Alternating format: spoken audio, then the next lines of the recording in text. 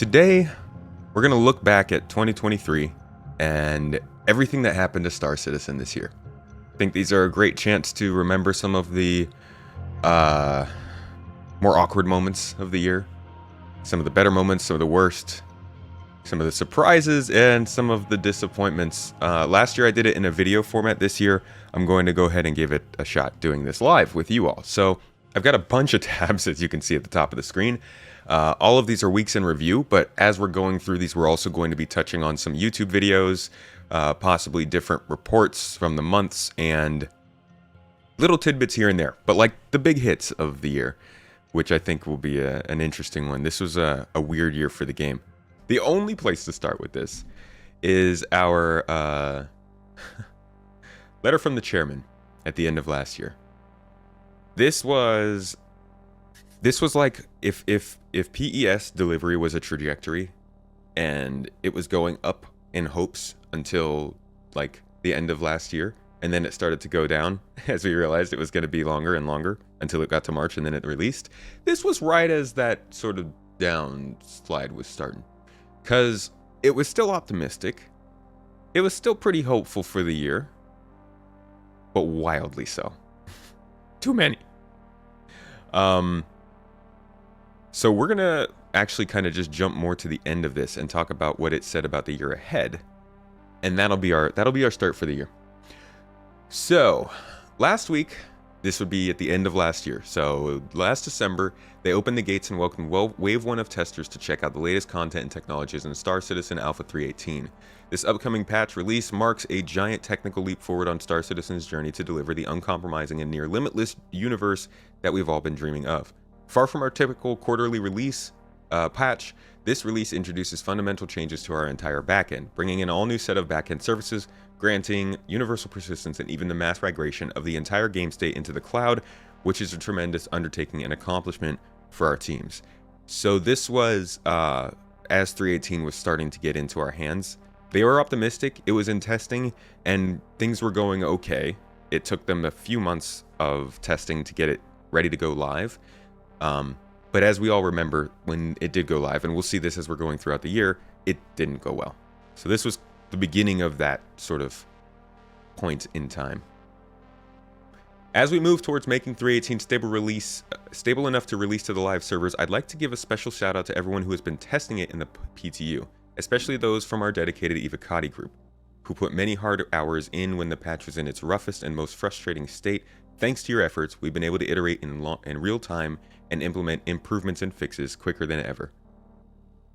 Okay, so here's looking forward to 4.0. We're going to spend more time on this than most of these other things. Looking forward, the road to Alpha 4.0 this coming year is going to be a huge one for Star Citizen, possibly its biggest one to date. The first order of business is to continue to stabilize 3.18. We remember that. There will continue to harden PES, improving aspects and adding some additional quality of life features, including the ability to choose which PES shard you'd like to join. I was very excited for this, and I think a lot of people were, and this is one of the more disappointing things that they talked about quite a bit before we got PES, that they just completely dropped talking about. We don't get to choose our shard, and it kind of loads you into the same shard every time, but it would be cool to go on a list and be able to choose, like, see which one your friends are in, and be like, okay, I'm going to choose this shard, like a normal server, a server selector, like on Battlefield or something.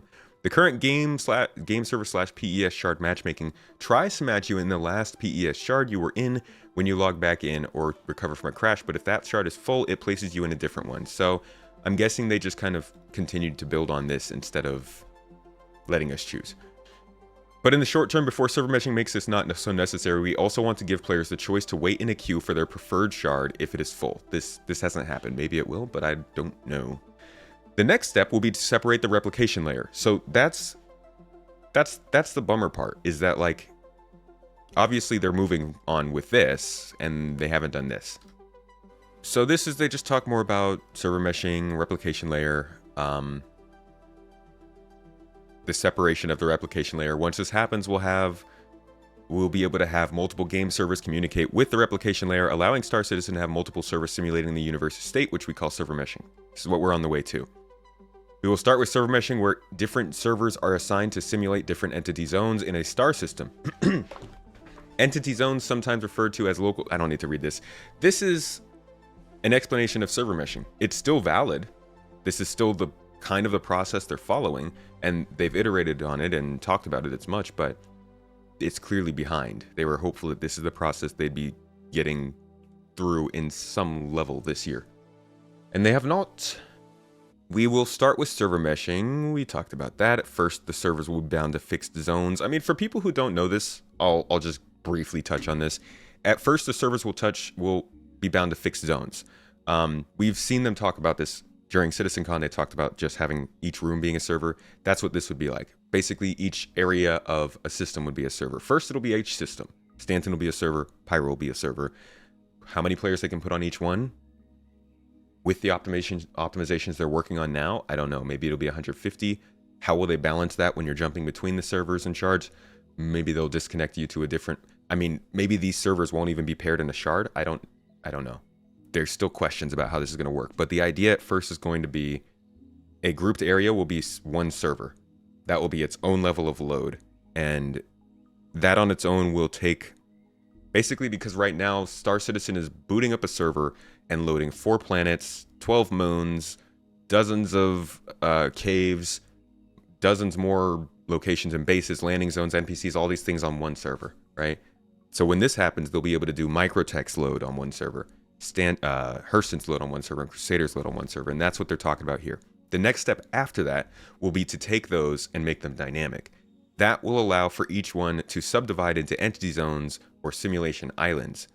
These islands will be distributed between servers to help balance simulation loading. Help balance simulation loading. That's what's going to allow basically your Javelin carrier to be, or your Javelin... Was the Javelin a destroyer? That's going to allow the Javelin to be its own server and just fly around as a game server while another city is a server and another couple of ships are a server. And those servers can change in size based on what they need to load. That's supposedly the magic of server meshing. That's what's going to make Star Citizen actually be able to expand to what it wants to be. And somebody asked what PES was earlier. That was the start of it. PES was basically making it so every object would be contained in a universal timeline of information, so that when all these servers are splitting up and handling load in different places, they can all pull their information from that universal timeline and present it to whatever players are in that server as well as other ones.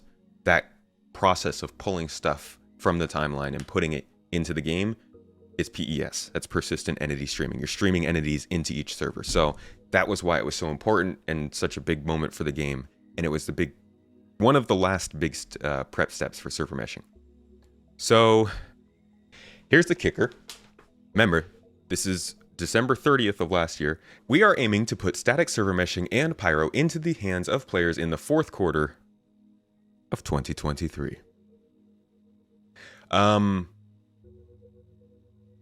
Static server meshing is not going to happen. Pyro technically was in our hands, but that also doesn't count. And that's why they always have been saying, hey, you guys can see Pyro without server meshing. That, I don't know if you guys remember last year, first quarter, I think first or second quarter, they said something about Pyro and server meshing getting delivered, and people took that to mean they might relaunch Pyro without server meshing. And clearly they, I guess, had a plan in the background, right? This is their plan X, maybe, that they could launch Pyro in a separate server that people could try as a demo, and that's what they meant by getting it into their hands, if they weren't getting server meshing, server meshing. The large caveat with this goal is that complicated engineering work that involves a completely new paradigm requires a host of new backend services, and technology is hard to estimate and schedule accurately, as the issues and problems that can come up along the way are hard to foresee, and as no one has implemented this system before, and plans rarely survive contact with users, especially at scale. Very long sentences, but that's what happened.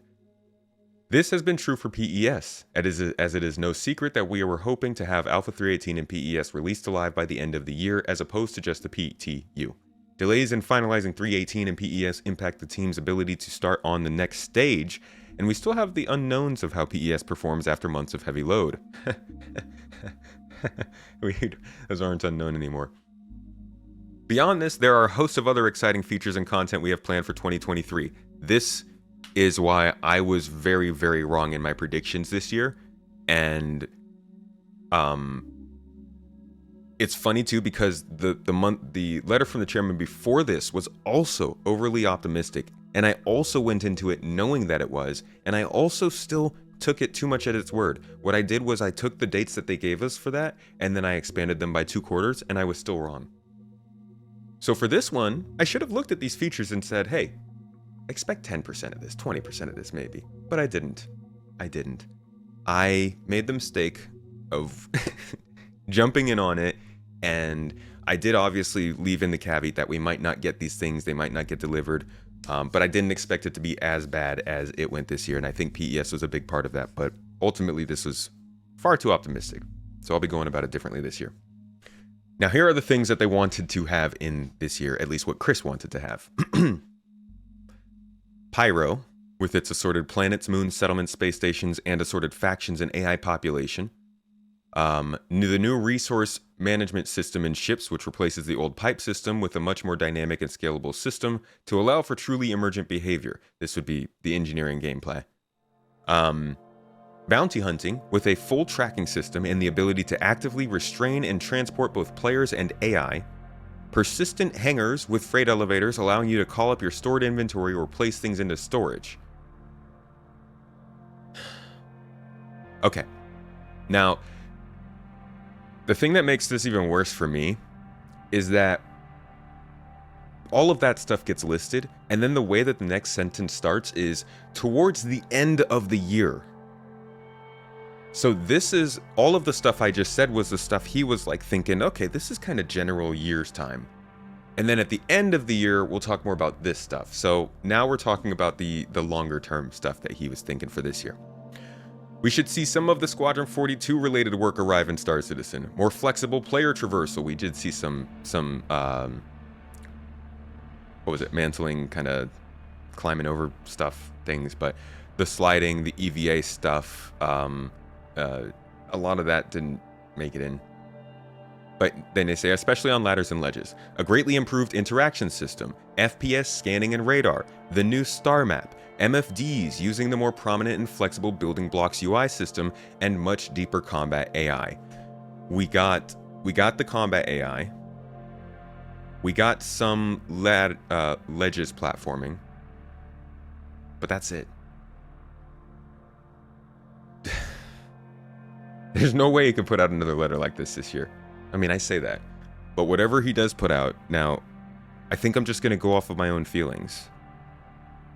And I do feel like a lot of... Funny enough, I feel like a lot of the stuff on this list is stuff we can actually expect for next year. The star map, for sure. FPS scanning, I think there's a good possibility of that. The improved interaction, yes. Better player traversal, I think so, yes. Engineering, yes. Persistent hangars and freight elevators, yes. In all those things, yeah, I can see for next year because of now what we've seen, but we hadn't seen what we've seen now back then. And honestly, as the person who's putting out the videos and streams on YouTube, I'd like to take this time to formally say I'm sorry for not doing a better job at communicating that stuff to you guys. I should have known that better. I've been in this for a few years now, and that was a learning opportunity for me for sure. I'll take that one. They also say that the Gen 12 renderer is functioning in 3.18, but the graphics team will work on multi-threading improvements and optimizations for the renderer, as well as hook up the Vulkan graphics API to it. This still hasn't happened either, but that's going to be a big moment for optimization in the game, so that'll be good. We haven't actually heard much about Vulkan lately, so I don't know what's going on with it, but we'll see them talk about it a little bit as we review the year. Finally, they ended the year with 861 employees last year. Thinking we're like 300 above this now. The community grew to more than 4 million accounts and 1.8 million backers. In terms of account numbers, I can confirm more people have now joined Star Citizen since around August of 2019 than before. So, in the last 4 years, more people have joined Star Citizen than in the previous 6. We've achieved a lot this year, including our moves into 2 wonderful homes for most of our staff. We fell short on a few others like 318 and PES. But overall, last year was a very good year for them. 2022 was an incredible year for them despite them having so many difficulties. With that though, let's move into the year. That was at the end of the previous year. Now we're on to January 9th. Let's look at what they were talking about in this week in Star Citizen. Here we go. They open up the year with some thanks, some celebrations. Thank you for taking part in our contests. These are the ones they talked about for coming up this year as well, Luminalia. Now we're gearing up for what will be Star Citizen's biggest year to date, and we're excited to continue on this journey with you in 2023. It was the biggest year to date, but so will next year be. Let's see. They launched a new lore schedule. They started releasing lore differently this year because the lore team got more involved in the game. That was actually a really good sign. I don't know if they specifically say that here. Let's see. Having weekly fictional content has been something that's been ongoing since the game was initially announced back in 2012. They've been doing this a lot. That's why there's so much lore. Astropub was just saying last week, I think, on one of the podcasts that, by the way, if you see Astropub online, make sure to go hit him up. You know, tell him, wish him a good week, wish him a happy day. Give him your thoughts and blessings. He's having a little bit of a tough time. Don't go in there, and please don't go ask him about the tough time. I beg you, please. Just give him a hi, you know? He's a good man, good friend of the community, and every once in a while, everyone needs a little pick-me-up. Where were we? So yeah, the narrative team's been doing all this stuff for like a decade, right? But now they're switching over, and that's what they're kind of explaining at the beginning of last year. As the game has come to life, the need for these posts has decreased since players are able to start crafting their own stories in the verse. That's kind of an excuse. The real reason is they're writing more for in-game. Now, we may be hitting the pause button on new lore for the website, but there's always a chance we could write a special post to contextualize an in-game event, progress an ongoing Empire-wide storyline, or simply check in on one of many stories, characters that have come to life in the dispatches over the last 10 years. That's going to be a great way for them to rope people more into the game lore too. So a lot of this needs to come out in-game as opposed to on the website. We had, this first week was really about just introducing people back to the game. They're showing some community stuff, community MVP. Nothing really happens in January. That's what you're going to get from these first couple weeks in Star Citizen. So we go to the next one. And Red Festival is underway. This is an event with little red letters you can find around the game. Add it to the list of events throughout the year that gives you something to do in game, but also might be linked to a sale. Either way, I appreciate that these are so common in a game that is so not finished. I'm personally all about focusing entirely on development. Push in the features, put all the development towards whatever's going to improve our future experience. But I'm also super sympathetic to the people who are just playing this game to play it and want to just have a good time. I'm glad that they do these things that somebody who doesn't play the game often, maybe you're looking for a special time to jump in. It's nice that there's not 1 to 2 special times throughout the year.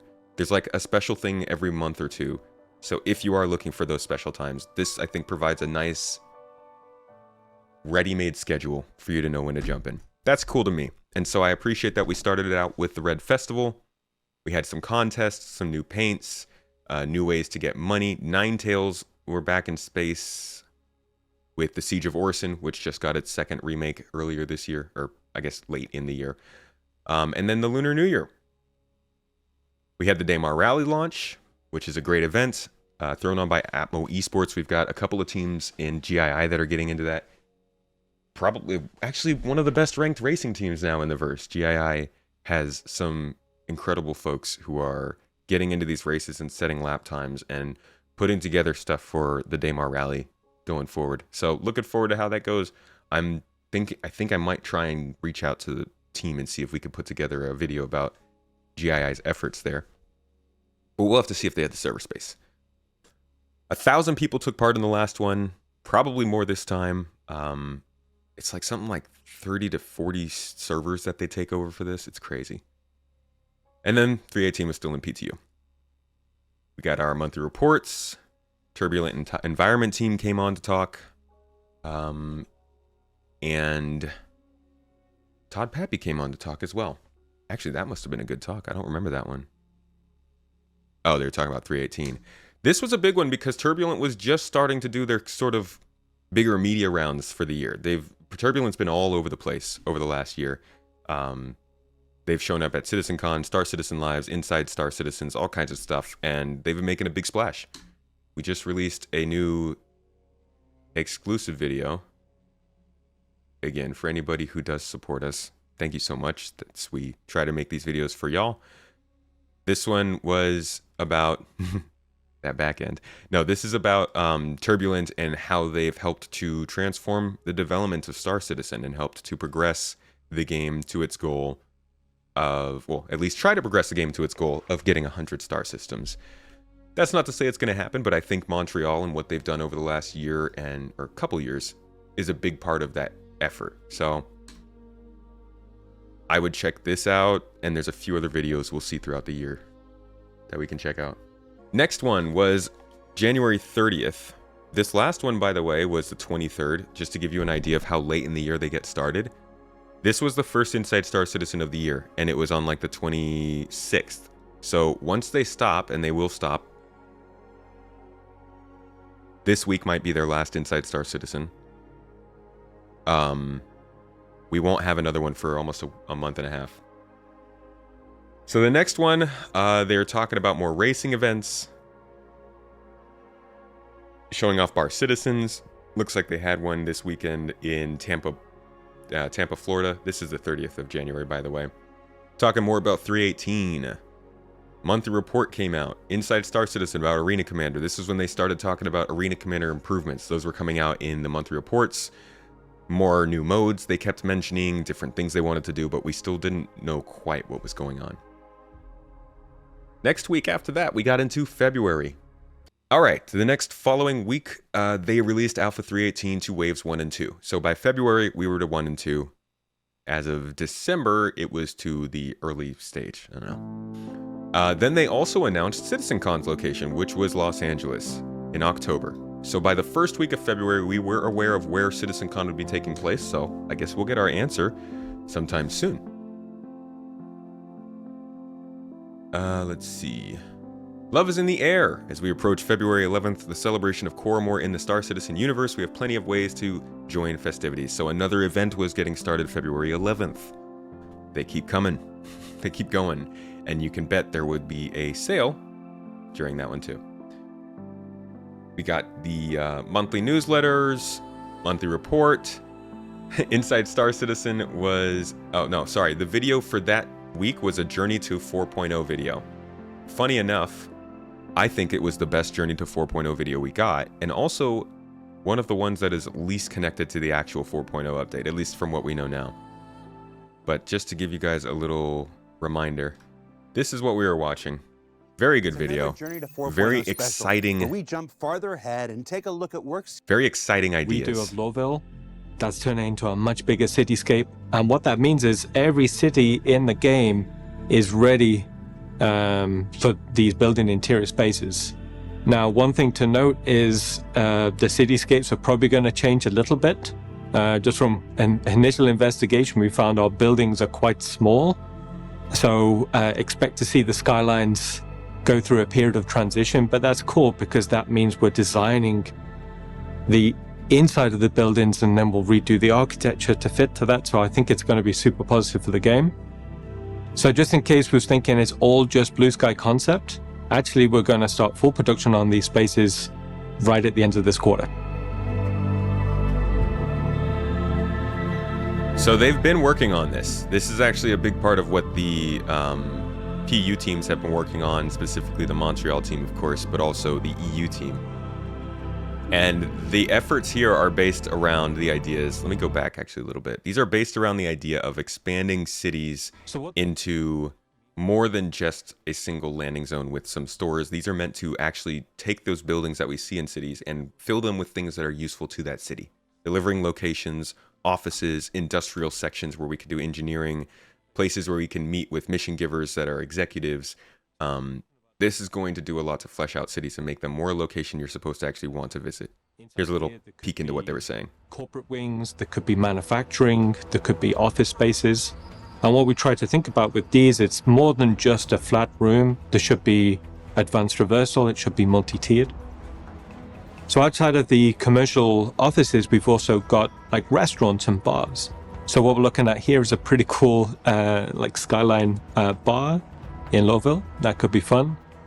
But also in restaurants, Chris always described the idea of really high-end restaurants in the game where you can get access to food choices that isn't available anywhere else.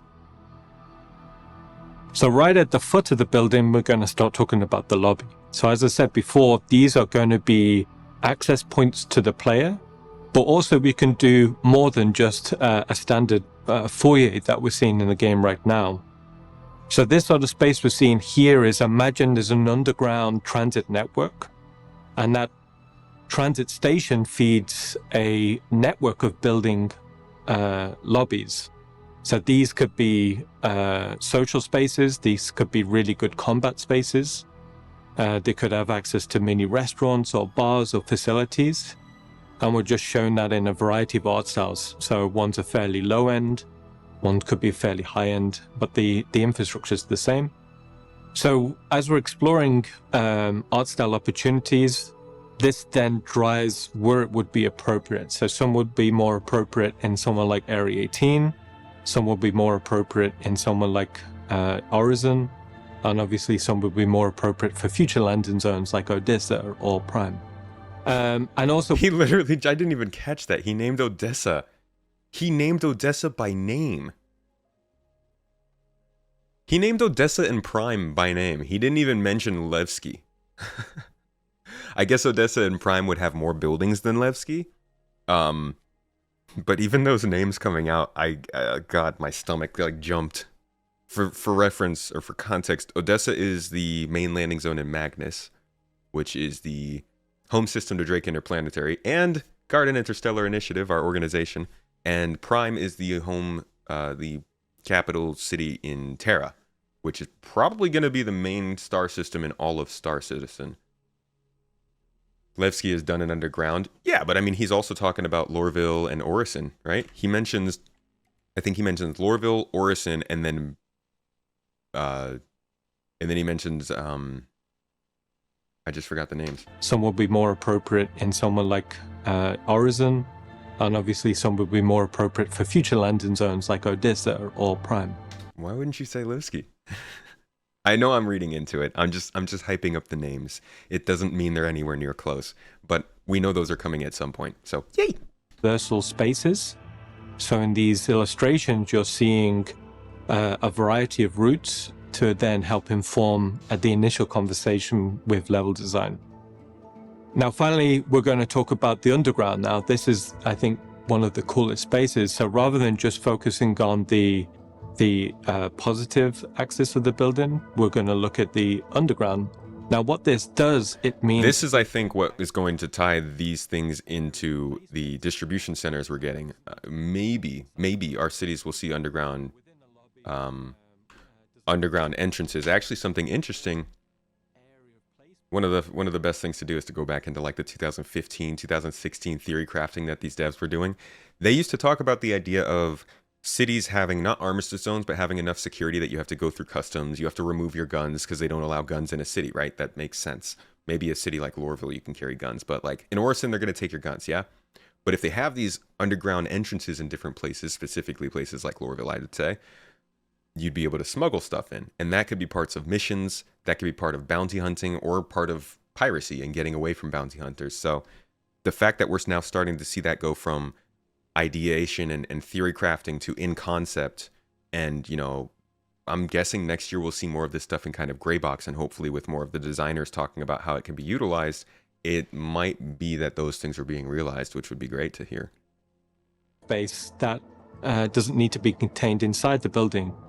So within the lobby, we want the player to start to traverse down into these spaces, and these could be underground transit networks. They could be abandoned underground transit networks.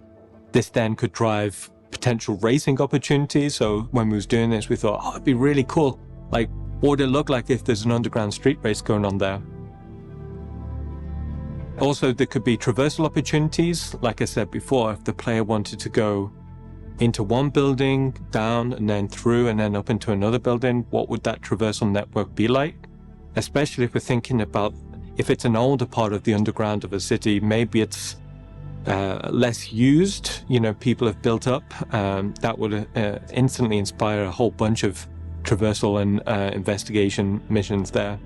Or maybe there's an old aqueduct or an old infrastructure underground. This could be perfect for underground street racing or other racing opportunities. When I think of the underground stuff, hold on, let me find this clip. The thing that we didn't have before this year, ever, in Star Citizen, at any point, we never had finished game footage. I don't care who you are. Go back and look at the vertical slice videos, any inside Star Citizen, any demo of anything we've ever seen from Star Citizen, none of it ever looked finished, right? Even if it was like, this gameplay looks good, there wasn't the rendering and the lighting and like all of the little things that you'd expect to see from a game that's at a quality we want nowadays. Until the CitizenCon. Now, when I think of these underground shots, I don't just think of the concept art they're showing us. I think of this. Here it is. I think of this shot. Like, if this is what these areas under... I mean, I know this is custom made for Squadron 42, so this might look better, also rendering and everything. But if this is the kind of environments we can expect from these areas under buildings, it's going to be so cool to see what they can pump in there with missions and stuff. Scared you popping out at you like that? I can make a little loud chicken noise go out when I come out too, for extra dramatic effect. Metro Citizen, Star Citizen 2033. So in a nutshell, what we looked at is a blue sky investigation into what building interiors could be like for the game. These are essentially dungeon kits. We want to be able to work on these areas in a fairly procedural manner, and we want these to be dungeon opportunities for gameplay spaces. It also will start to inform the future of player-owned habitation and the type of visuals or look and feels that could be. Yeah. So this ties into a much larger initiative. So we're seeing it a little bit now with the redo of Lowville. That's turning into a much bigger cityscape. And what that means is every city in the game is ready for these building interior spaces. Oh, see, I thought ArcCorp still needed some building changes. So that means that we're probably not going to see an ArcCorp update for a while. But if every city's ready for this, we know that they've been working on it. And we actually have some early white box footage of what they were doing. So we know it's not just like they presented the concepts and then stopped working. Like, they're actually building this stuff into the game. And this would be a Microtech, looks like a residential building, I think, maybe a apartment building. You can kind of tell it has, like, this looks like a lobby area, a little central lobby area with rooms all down these hallways. And then over here, you've got one of these rooms. Heading out. Bye, Mrs. T. And so that was a Microtech one. You can see it here. He's getting out of the ship and going over to the place. So this is like landing on top of a building, going down to your apartment kind of stuff. It's really cool stuff, and it was introduced in February, back during this week. But we haven't heard too much about it. I thought it was something we'd see at CitizenCon, but it did not happen. So probably next year. One of the things actually that they mentioned in this video that I didn't touch on was smaller hangars. Check this out. And as you can see here, it's not just the landing pad, it's the gameplay space that goes along with it too. Now, it doesn't necessarily need to be a single building. Imagine there is a network hub that services a few different buildings. So what we're looking at here is maybe like a transit hub where the player could land, get on some transit, and then that would lead to some buildings. So okay, basically I think what he's presenting here is the idea of a mini landing zone. Take a city, split it up into different sections. Each section has itself like a small set of hangars instead of one large starport, or a large starport, as well as small hubs of hangars like this around the city. It could probably work. Obviously, they would still use the same sort of persistent hangar tech they're going to use for everything else, where the hangars move once you land and move away. But I think these little hubs will help them to allow people to land in more places. All right, so the next week, after the first one of February, we jump to February 8th. Oh, we've got a roadmap roundup. How fun! Look at that. I threw in a couple little roadmap roundups here so we can kind of jump into the actual goings-on, get a little surprise. February 8th. The upcoming release of Alpha 3.18 brings important advancements to the technology behind Star Citizen. The highlight of this update is persistent entity streaming, which represents a monumental effort from our engineering teams. We are eager to share this update with more players soon and are thrilled about the improvements it will bring. To ensure server and client stability in Alpha 3.18, both before and after launch, our team has decided to extend the 3.18 branch for an extra patch cycle. This will allow us to address any issues that may arise. As a result, the next update following the release of Alpha 3.18 will come before Invictus launch week and will feature a variety of new and exciting content you can read about below. Although this update will be designated 3.19, it will be built on the Alpha 3.18 codebase. This video release was followed shortly by, you guessed it, anger. It was a Star Citizen press release, so you know it must. People were not happy. This is just 3.19. The update cycle is broken. 3.18 has ruined how updates happen. It was that was a fun time. And there was a video here somewhere. Man, I'm not going to be able to find it because I go off of thumbnails. I have a video that I will link to you guys. I have a video explaining all of why this happened and why. Here it is. This video, Understanding Star Citizen. I'm going to post this in chat. This is all about why this whole thing happened and why when it happened it wasn't actually, it didn't mean that the game's update cycle was going to change. If you are new to Star Citizen, or even if you are interested in understanding why Star Citizen is updated the way it is, I would save that video. I know I'm plugging, it's a pump up, but it actually was a very important video. I originally made it for supporters, and I think I really screwed up on the thumbnail and title. It ended up doing terribly, as you can see.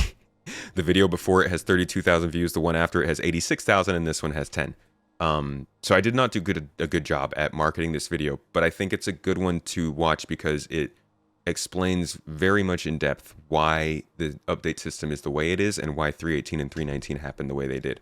It was in a response to a lot of the anger that happened because of this change. 3.18 was bad, and 3.19 needed to bring in a lot of that background so that they can continue working on it. And it's the same thing they did with 3.15 and 3.16. But 3.15 and 3.16 did not see nearly as much anger about it because... Honestly, I think it was because it was just a different time, and there were a lot less people who didn't understand how the updates worked. But I also think it's because there was a lot of anger due to 3.18 already. Alright, on the release view, they also were talking about releasing the Lorville change-up. We just listened to that. The new player experience came in. This was the first new player experience we actually got in the game. Not super pristine and polished, but good enough to help a new player understand more of the game. We got new missions, which were a pretty big focus for this year. We did not get that many missions prior to 2022, and I think that was actually a big highlight of the year. Or prior to 2023, sorry. After that, this week in Star Citizen covers Valentine's Day, you can imagine. Love is in the air! Coromore has occurred over the weekend. They had a screenshot contest. Wave 1 and Wave 2 backers were still in 3.18. The narrative team put out a portfolio on one of the in-game companies inside Star Citizen, talked about server meshing. And on Friday, Star Citizen Live Broadcast talked about Standard and Pyro. Here's another fun one. They put out a video about server meshing. And hey, guys, guess what the reaction was? I'll give you two guesses. Actually, the reaction was mixed. But guess what wasn't missing from the reaction? Anger! There was a moment in here, probably here. Let's listen and see if it comes up. Aspect of it. So, do these zones keep existing? How do we reuse them? Do we want to reuse them? What's the effect on PES, right, for these zone transition subsystems? So that's been the highlight of it has been really about identifying that, and then how we make it dynamic.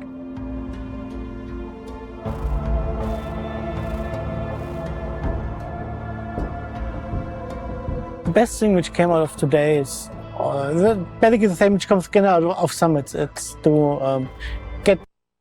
I'm sorry, what?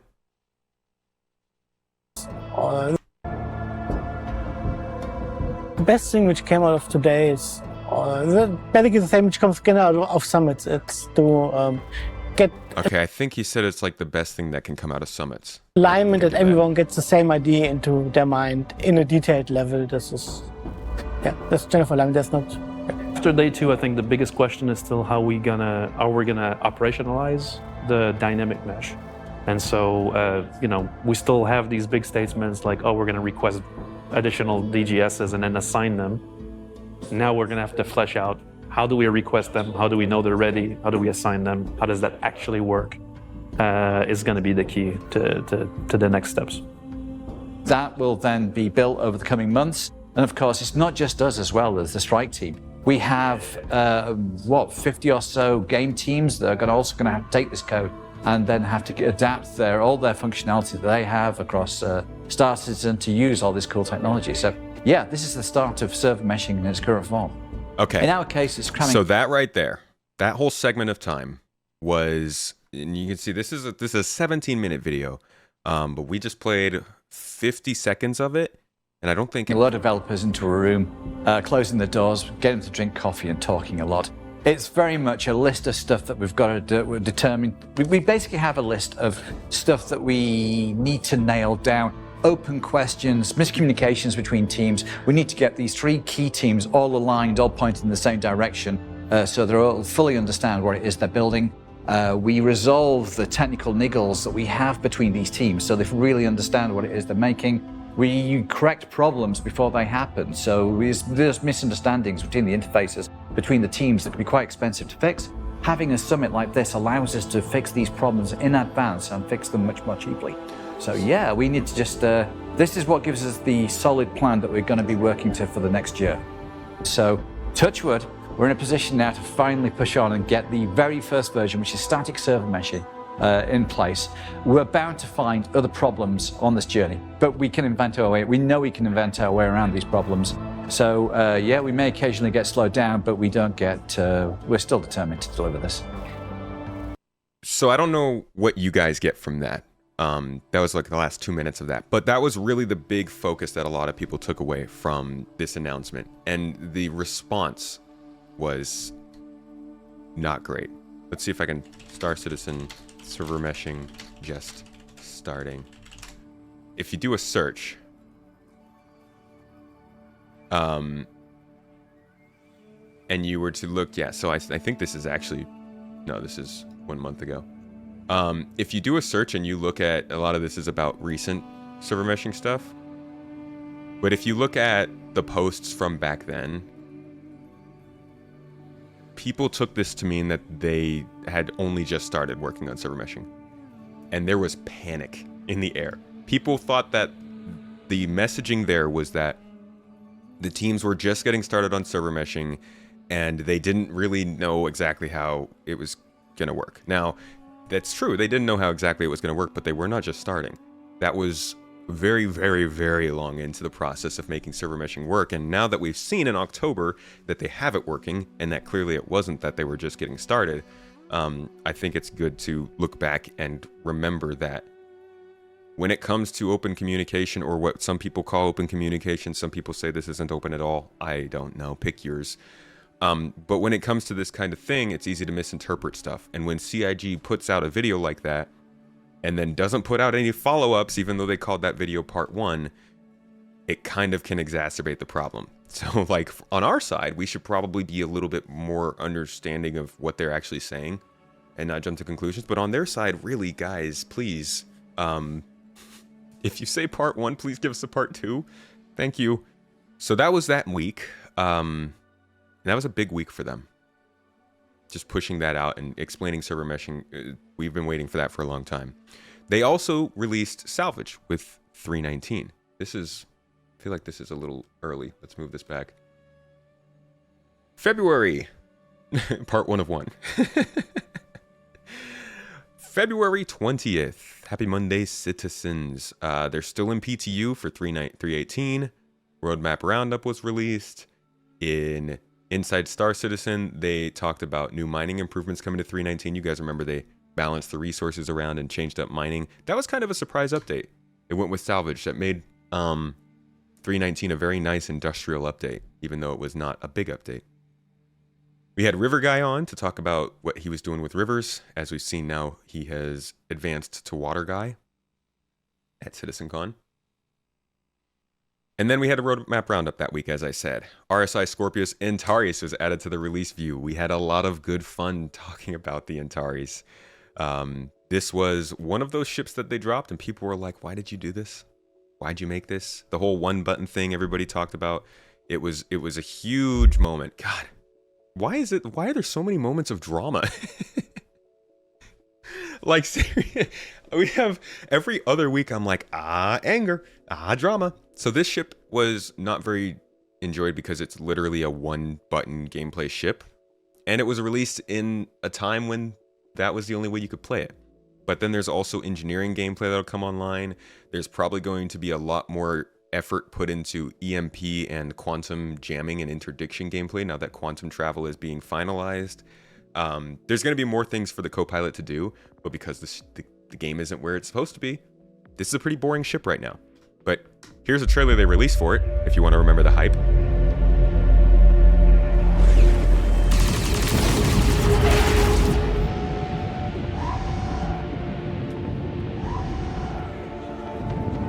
All available pilots to the strip. Kill these split. You are cleared for takeoff.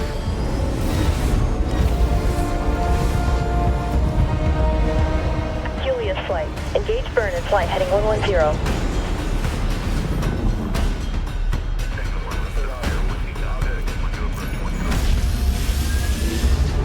Alright, here we go.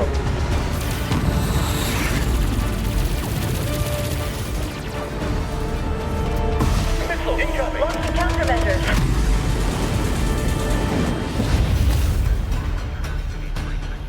Alright, shut them down.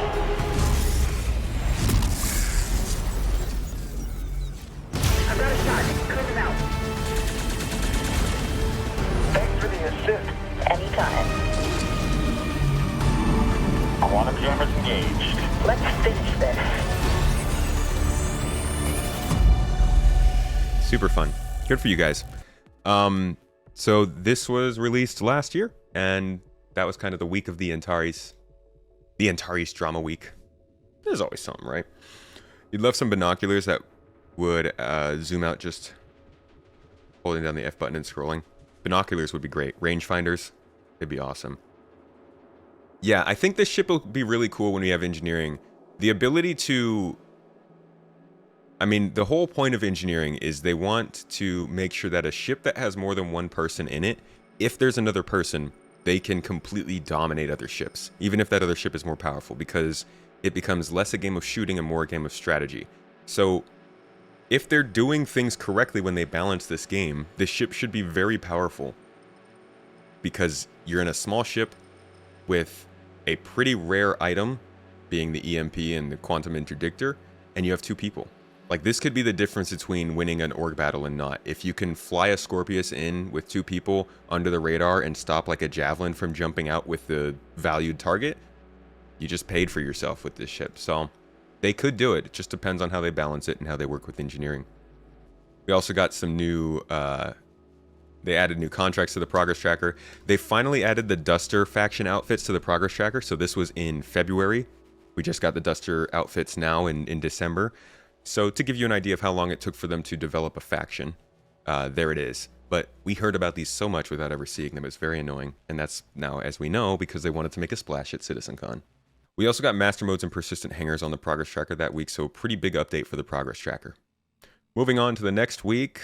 Let's see. It looks like 3.18 was made open to all testers on the PTU. So everybody by this point was able to play 3.18. That's the last week of February.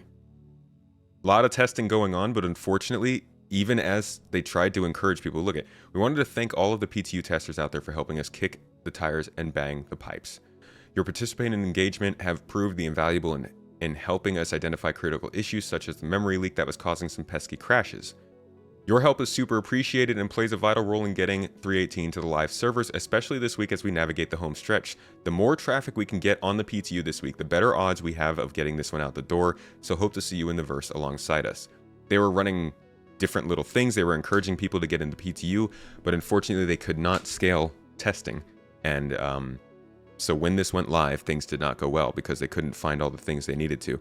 And that's why part of their testing ways of testing have gone differently with the PTU. It also helps that they're introducing the Cloud Test Launcher, which we talked about in the Montreal video for supporters on the YouTube page. We also had Bar Citizens going on that week in France. Bar Citizens are going on all throughout the week, guys. All throughout the year.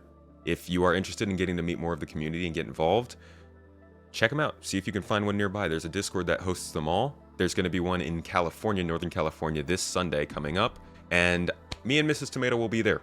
We'll be handing out some merch, playing some games, having some drinks, talking some stuff. So if you can make it, come check it out. Come say hi. All right, so this was Salvage and Repair, which started its introduction in 2018. For reference, Salvage was something that was introduced to us as coming to the game in 2017. This is a commonplace where people will come up with the scam idea. They originally introduced with telling us that it would be in Star Citizen 2017 roadmap view. Let's see if it comes up. They released CitizenCon 2017. They released a slide that said Salvage was coming the next year, and it was terrible. It was awful. It was the worst thing they've ever done. This presentation, 2016, not 2017. This was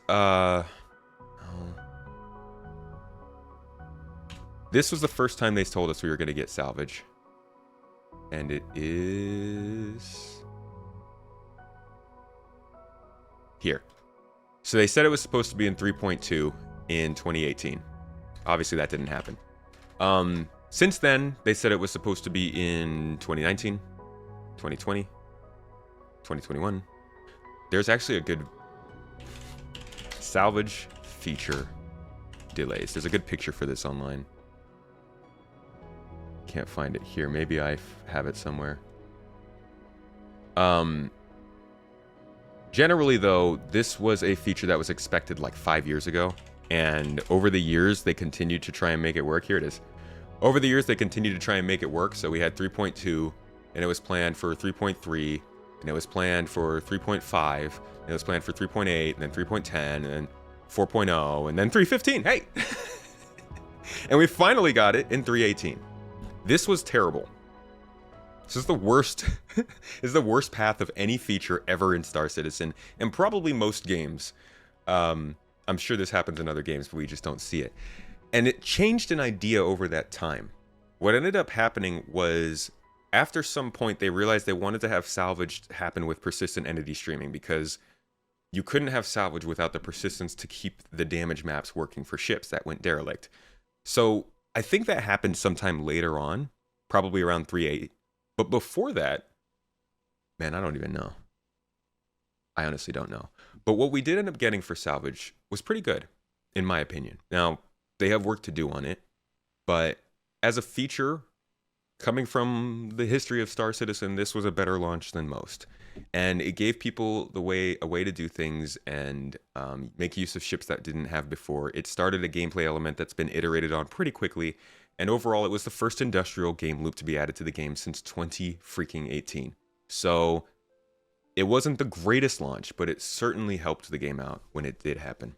Your engagement last weekend helped us to start tightening up the nuts and bolts on this build because of our success with the weekend. We are aiming to go live with 3.18 this week. This was a bad idea, as we know now.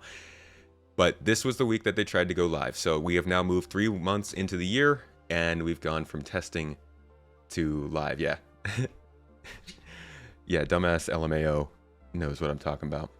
What else happened this week? Journey to 4.0 special. This time, what were we talking about? Engineering. So this is actually really funny to me. God, this is great. We got to do this as a stream more often. Hey, I wasn't talking to you. You're just assuming. So this week, they introduced engineering here inside Star Citizen. Hey guys, hey everybody. As an engineer. Guess what a big part of the reaction to this was?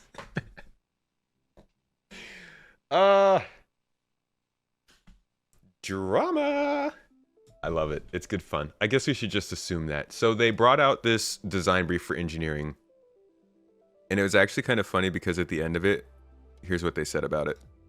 Really looking forward to how it will play out, how you as a player will interact with the entire system, what you like, how, where you will bring your ships that you own and what you can make out of them, how different they will actually feel to what they are right now in terms of stock versus you have the perfectly tuned ship for your demands. And this might come sooner than you think.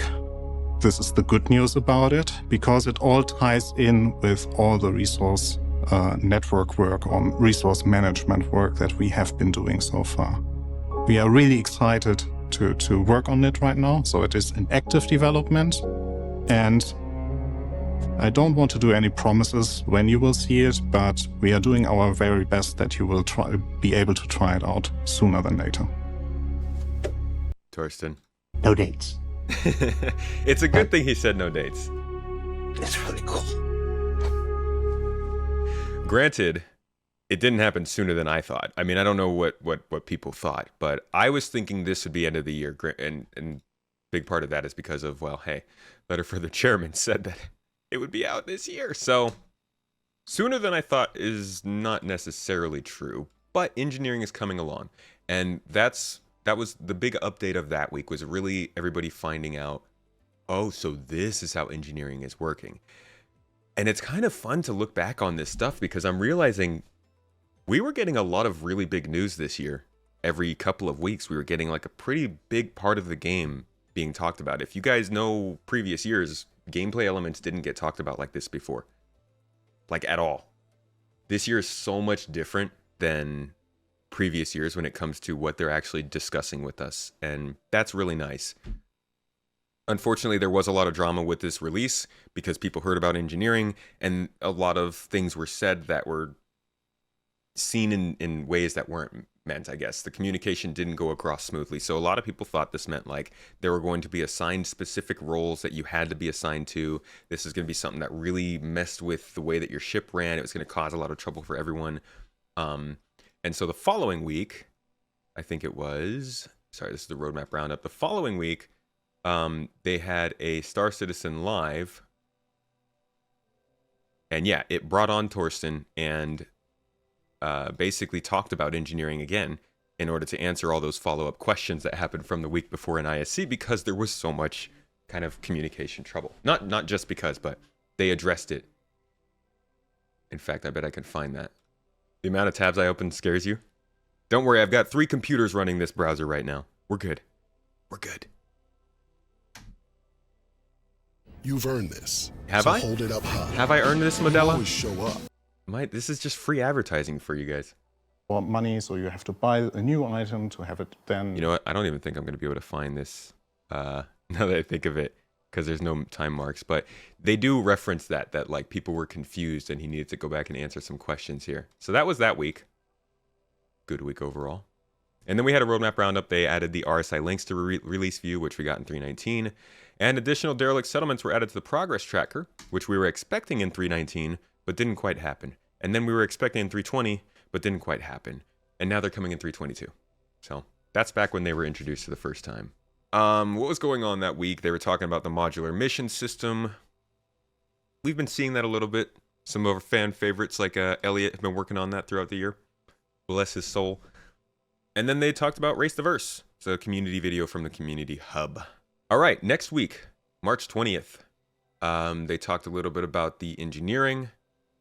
Miss New Babbage took us on a tour behind the curtain of Star Citizen development. That's right. Anna Dimitriou is a streamer here with Star Citizen, and she's actually been on the podcast if you check out that episode. She's also an actor in Star Citizen, and she was on Star Citizen Live that week as well.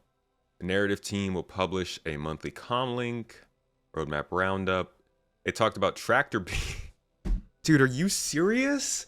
I honestly can't believe I keep coming across these different things that they're like, this week in Star Citizen, and I look at the subject and I remember the episode and I'm like, oh yeah, I remember people got unhappy about that one too. Let's talk about how that happened. So we had an Inside Star Citizen that looked into tractor beams. Here we are. And in this one, The mining pods from the... in this one, we got to learn that the team that makes these videos tends to have some fun making those videos and isn't always trying to make them with realistic graphics in mind. So unfortunately, when they showed this, people took this to mean that you could fling spaceships around with tractor beams and that they would be super powerful and you'd just be able to do anything with them. And this ended up again with a lot of drama in the community as people kind of, it was a lot from the Beam Citizen community.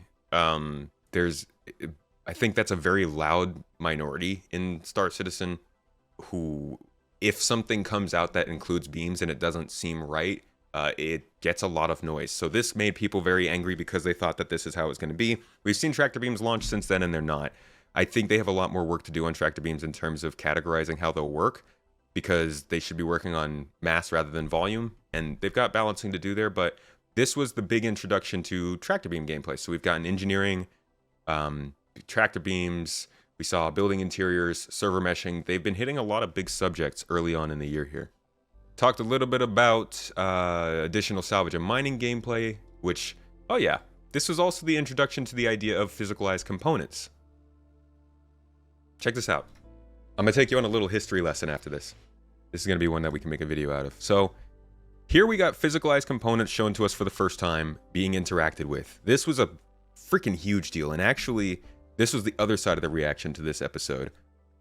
First one, okay, tractor beam's overpowered. Sure, not too happy. Second one, though, components can finally be ripped out of ships, taken, and put into other ships. The functionality isn't incredibly great. It's gotten better since then, and there's more to do. A lot of ships need to get updated with this tech, so it's not as useful as it could be. But this is the ending of a journey that started back in like 2017, I think. Let me see if we could find out if I can find the right video. Yeah, I can't find it. But there is a video out there somewhere of the Terrapin. It was the first ship that was ever introduced with the actual spaces for physicalized components. From that point on, we were waiting for physical components for, I guess, 6 years. And that all happened this year. Like, it's hard to emphasize correctly just how big a deal some of the additions that we saw in Star Citizen in 2023 are, because the year was also rather disappointing and slow in terms of the overall picture of things. But some of these gameplay elements, from physicalized cargo to the damage maps in Salvage, to components working, to tractor beams working, to modular mission sets coming into the game, like, these are some really big moments. I hope that this year gets remembered for the good things and the bad, because I know that it will be remembered for the bad. All right, moving on to the next week. They've got another Star Citizen Live. Oh, no, sorry. So 3.18.1 is coming out into the PTU. This is a quick patch to start and try and help with the instability that came with 3.18. Bar Citizens are still going. Atmo Esports has their events going on. We had one of our only 2 sprint reports that week. For anybody who was counting, I'm pretty sure this year we only had 2, maybe 3 sprint reports the whole year. Usually we get one every month and a half. But that's part of that, I think, was building hype for CitizenCon, not sharing a lot of the info on stuff that they wanted to get further along before they showed to us. This would have been things like the star map, the interaction systems, fire, engineering, all that kind of stuff we saw at CitizenCon we would have seen in sprint reports, but they limited them quite a bit this year. So that week was one of the only ones we saw. And then we had a Star Citizen Live game deb on AI working, which we did see come into the game this year. After that, we step into April. April 3rd. First and foremost, given a quick update on 3.18, the team is still focusing and hammering away at remaining issues. We do want to assure you that we're aware of the influx of 40,000 errors that some of you are encountering. Our team has uncovered what we believe to be the cause of this 40,000 and is currently working on a solution. We remain all hands on deck and are dedicated to getting both 18.1 and 18.2 in your hands as quickly as possible. Things were rough at this time, but I'm glad they really got things handled throughout the year, and the game's in a much better place now. Bar citizens were continuing. The folks were out. This looks like a German bar citizen, France? Can't tell. Could be either. That week, we got our monthly reports on the game. Star Citizen brought its quarterly season to a close. So they do take some breaks off of, what's it called? Inside Star Citizen periodically throughout the year. That's when this break would be starting. And then there was no Star Citizen Live because of the holiday weekend. What's the holiday weekend? April Fools? What do we have going on this week? This is second week of April. Primarily, the change that happened here was the change to the ASOP delivery feature. You guys remember that? 3.18 caused a lot of problems because persistent entity streaming meant every single ship was getting spawned in immediately and causing a lot of trouble. So what they did was they changed it so that the player would have to get their ship delivered on startup and then they could recall it. This allowed them to not have all these ships just randomly spawning at landing zones, and you can see that here. That's when this change happened, back in April. So for anybody who isn't used to that whole click to get your ship delivered and then click to retrieve it, neither are we. In addition, on the infrastructure side, an updated set of tools tailored for 3.18 load testing as virtual service clients were augmented and deployed to improve the resilience of the overall system. This was the cloud testing feature that we heard about, talked about it on the exclusive video. Armed with the data of the last few weeks, the team has also spent considerable time analyzing and optimizing the cloud footprint of the game to resize and adjust the layout of the clusters and regions where the game hosts services. So a lot of optimization had to go into 3.18 after it happened, and that's why there was so much slowdown going into the summer. And now looking into, and that's, we're going to notice that too. Keep in mind how I said that there was so much news we were getting in that first two quarters. You're going to see a lot of that go away, starting with this week. So Thursday, no Inside Star Citizen. We got the monthly report on Wednesday, but that's mostly it. Lore Team did a little post talking about Widow, which is the equivalent to, I want to say meth in Star Citizen. I can't remember. Might be cocaine. I don't know. Skipping forward to another week. April. Mid-April. Thanks to everyone who jumped on the PTU over the weekend. 3.18.2. It's going to go live. So they were iterating on 3.18 quite a bit over the April. They had a free fly event going on April 20th. We have a few throughout the year, many of you know, with a referral code for the Kruger. There you guys are looking for that LTI token for the referrals. And Bar Citizens, of course, always ongoing. Also, they ran XenoThreat, which is, in my opinion, still the best global event they have. Wednesday, we got a roadmap roundup. Thursday, still no Inside Star Citizen because we're still on that break. And Friday, Elliot on the missions team that we talked about earlier came on to talk about his modular mission system. Following week, still April. Happy Monday, everybody. XenoThreat has returned, so we were able to take part in that.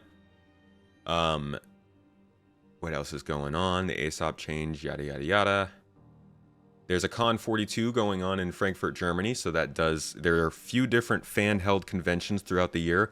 I will be going to one this year in Belgium, so if you guys are going to Beacon, I will be there. Me and Mrs. Tomato will be perusing the floors and handing out some merch and checking out the stuff and hopefully interviewing people. But there are several conventions throughout the year besides CitizenCon. This one was hosted in Germany in April, and you can go to that if you're in the nearby area. Besides that week, they looked at the latest update to Loreville. There's a big update to Loreville coming from the Montreal studio. Again, that's something I talked about on the exclusive video, but it's continuing the trend that Montreal has basically reshaped this game's locations since they've been here. Hospitals, Loreville as a city, ground locations, a lot of the derelicts and then derelict settlements. They've worked a lot on the settlements in Pyro. I'm not saying they've done all of the work on this, but they've had their hands on a lot of the pies that have started showing up in faster pace over the last couple of years. Crux Cup and System 7 both are racing events that are ongoing around that time of year. And that's about it for that week. Moving forward, we're into May. May, this is where the slowdown starts. 319 goes live, and then I think things are not as exciting. They are still working on a lot of hot fixes and bug patching. For those who, you know, ask why don't they fix bugs, they do it a lot. It just, bugs come back. 319 went to Wave 1 PTU testing, so that brought in Salvage contracts, a new ground location, and some prep for Invictus launch week.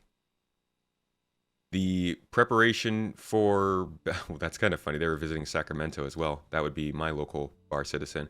But it looks like they also visited the Beacon event that I'm talking about going to this year. So in May, see you there if you're going to be there. That week, got that roadmap roundup, monthly reports. Inside Star Citizen got back into the swing of things, exploring aspects of our continuing development that you can shake a stick at. What does that mean? I don't even know what that means. Let's see. That would have been this. You can shake a stick at. Is this May? May 4th. No, so it would have been after that, right? Yeah, no, that would have been it. You could shake a stick at. So that's when they dropped this Inside Star Citizen Track Star. And this was basically meant to talk about racing maps, a new racing level in the game. Of course, there were people who reacted to this not very happy, but a lot of people were very excited about the idea of extra stuff that's not super hardcore being added to the game. That being said, this was somebody's sort of extra time work, I think. Maybe not extra time, but took them a couple weeks. Seems more of like an onboarding sort of task, something that's less important. And I haven't used it at all. The only time I went there, it was kind of miserable. These people were just trying to kill me and annoy me, so I never went back. But these are the kinds of small locations that I think in the future will continue to flesh out our cities.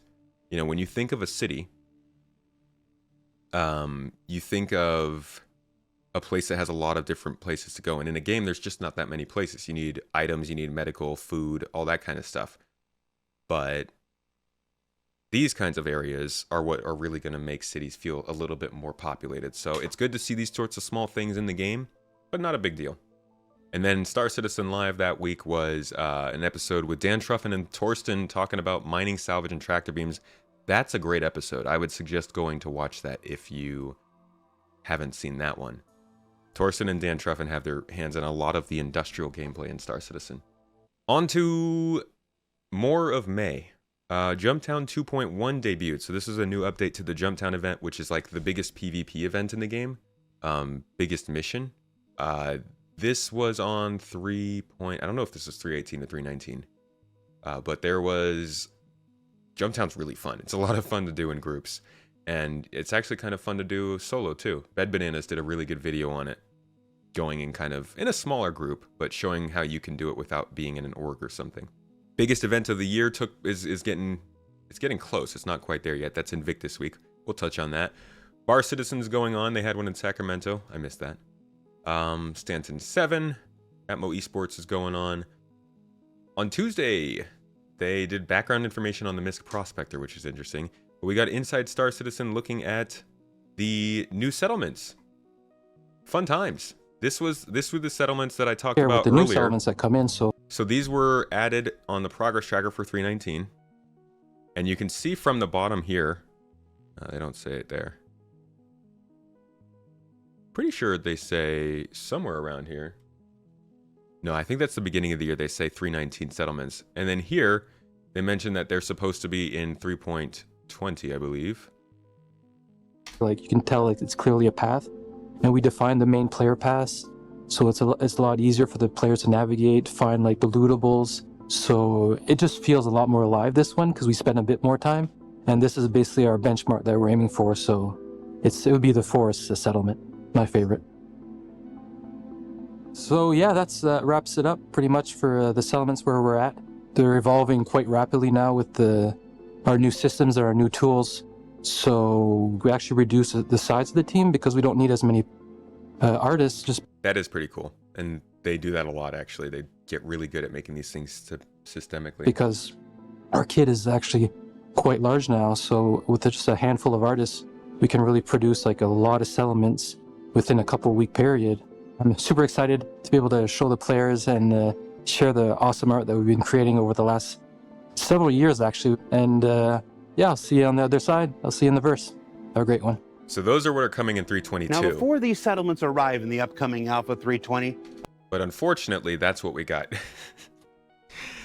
He's told Torsten earlier. We saw that episode.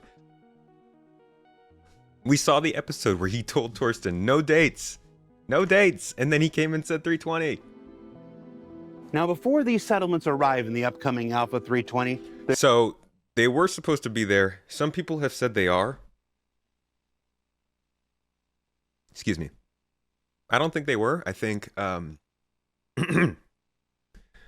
Whew. Sorry. Too much talking. I think what we saw, what we're seeing in 322 are the updates, and what was in 320 might have been updates on what we already had, but that's what that Inside Star Citizen was about. They talked about the new settlements coming in that unfortunately didn't get added to the game. So again, there was a slowdown there during that summer time when things like these derelict settlements could have helped to build out some of the interest in the news, but they didn't make it into the game. All right, the next week we were midway through May, really starting to get into Invictus Week, which was starting that week. Invictus Week is did they call it the biggest event of the year? They say that Invictus Week is the biggest event of the year. That's weird. Huh. You would think IAE would be considered the biggest event by them. Either way, IAE started that week. It's a really big event, I'll give you that. Invictus started that week, and it's a military-themed week, so generally everything that comes out or happens is more military-focused, less on the industrial or science sides. So they released the Mirai Fury. This was kind of one of the big ship releases of that time period. This is actually the first ship release of the year. If I'm not the Scorpius Centaurus was the first ship release. So this is the second ship release of the year. First original ship. And it was straight to flyable. Really tiny thing. People love it though. It's good fun. And then on Friday, they had the Invictus launch week. No Star Citizen Live. Thursday's Inside Star Citizen was all about the Fury. So that was really Invictus focused, Mirai Fury focused. They launched a new ship brand, all that jazz. Late May. What's going on? Invictus launch week is ending. Inside Star Citizen is covering Invictus launch week, mainly focusing on the Ursa, the RSI Lynx, which was that new ground vehicle we talked about. And then Star Citizen Live goes into a ship team roundtable, where they give us information like the Gattac Raylan is going to get worked on soon, or the Polaris is getting worked on, or that RSI's capital ships are starting to be more of a focus. A lot of the ship-based conversation we're having now started with this conversation back in May. I'd check that episode out if you want the latest on ship news. There's still a lot of stuff there that's pretty new. So this is the page for Invictus, just to show you kind of how it works. Obviously, it's very heavily focused around their shop, their sale, but you can click into each of the brands and see what kind of ships they have, and then if you are really, really feeling the spirit, you can also buy them. This was the vehicle that they introduced that week, but there was also a lot of other stuff here. And then they have the trailer, they're showing merch. This is generally the side of the events I suggest you don't pay attention to. I would get in game and look at the stuff they're doing there. This is for people who are well into this game and who want to spend more money. But besides that, there are also some like other, it's unfortunate it's also sales based. Maybe I would be able to show you guys the in-game events that happen, but they might have taken that out already. There's also a lot of in-game stuff that's happening that they generally try to advertise too. All right, late May, Alpha 3.19.1 was in the works. This was a fix-up to the fix-up. We still had Jumptown going on. It's planned to go on with in June. Thursday's Inside Star Citizen touched on Arena Commander, which was kind of the initial talk we had at the beginning of the year, Star Citizen Live. So the team's coming back in to give a final update on the Arena Commander changes before they go live in 320, the next patch. This was also the time where they started talking about 320, and it made people, because this is the beginning of June, and they were talking about 320, saying things like, oh yeah, get into 320 and do Arena Commander to get your badges before we switch over. Or get in 319. And it's like, well, yeah, but 3.20 is still 3 months away. We didn't get 3.20 until September or August. So it was weird that they started like that, but that's when the conversation started. Besides that, it didn't look like they have any Star Citizen Live. So on to the next week. We were in June at this point. And now we're talking about Alien Week. June is the week of Alien Week. It's when they talk about alien ships, and they try to introduce maybe a new alien concept, though I don't think we got one this year. There was also an update on the Hull C. You guys remember the Hull C, right? I know it's out, so it's kind of old news now, but the Hull C was kind of a big deal earlier this year. I want to say 5+ years ago. We got so far on the art and design side, probably early grey box. And then the sheer amount of technical challenges with this ship became apparent. We put a pause to it. I thought, we'll come back. The teams that need to help us have more important things to do at that point in time. There was object container streaming going on. So we're like, that's more important. We'll sort that out. We'll come back to it. And the last year or so, we've come back to it and had to deal with all those big technical challenges for the ship. And how's it doing today? What can folks expect? You can expect the ship working as we intended it to be when it was concepted. So it's quite a unique ship in the game. There's a lot of moving parts literally on it and some tech in there that you've never seen before in any ships. So primarily the hurdles revolved around that central spindle section that you can walk through whilst it's doing those animated states. We've essentially got two parts of the ship that move independent, or they're animated together, but they're independent parts of the ship, and a new way of loading cargo into the ship. I want to talk to you about that. So one of the big questions since this thing was first introduced is how the cargo loading and unloading is going to work in Alpha 320. Who can tell us about that? I think we can probably get Chris Tanks on the line. Oh, excuse me. Sorry, Sharon. Excuse me. Hi. Okay, so we don't need to go too much into this. I just want to give you a little reminder of how that went. But the timing for the Hull C in terms of cargo hauling, I know most people haven't experienced that, as is being mentioned. Haven't even seen a Hull C in game. It's going to be on every ship. So every single person who's doing cargo stuff is eventually going to have to worry about making sure to, make time for actually loading the cargo. So that was the focus that week. Alien ships, which included, I guess, we can also look at the Santok Yai. This is the first time we got a really good look of what the Santok Yai is going to look like in game. And this is the ship we will be getting this month in December. So to give you an idea of how an alien ship, especially one that might have problems with its development, progresses, this is 5 months ago what it looked like to now it's getting launched into the game this month. Actually actualize the asset, but it'll be nice because this will then establish the look and feel for Alpoa specifically, right? Because we do have different manufacturers even within the alien lines, and so we want to make sure that we differentiate Alpoa. So that would be the Scout, now the Santok Yai, and any future Alpoa ships from any other Xi'an manufacturers that we might be working on.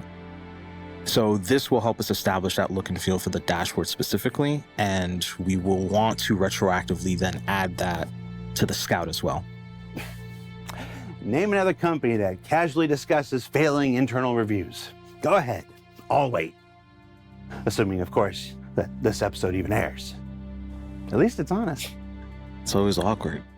Every single time.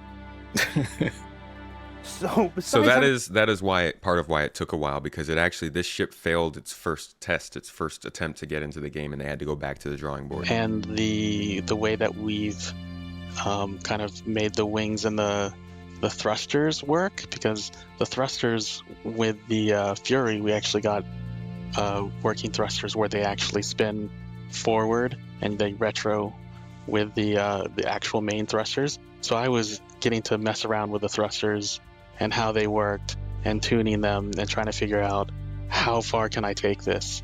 Can I make them go every single angle under the sun, or should I be restricting it? Should I change it so when it's in landed mode and it's in the more compact mode, should they still be able to go in every sort of direction, or should I restrict that more? So I was just like, getting to mess around with that was pretty fun for me.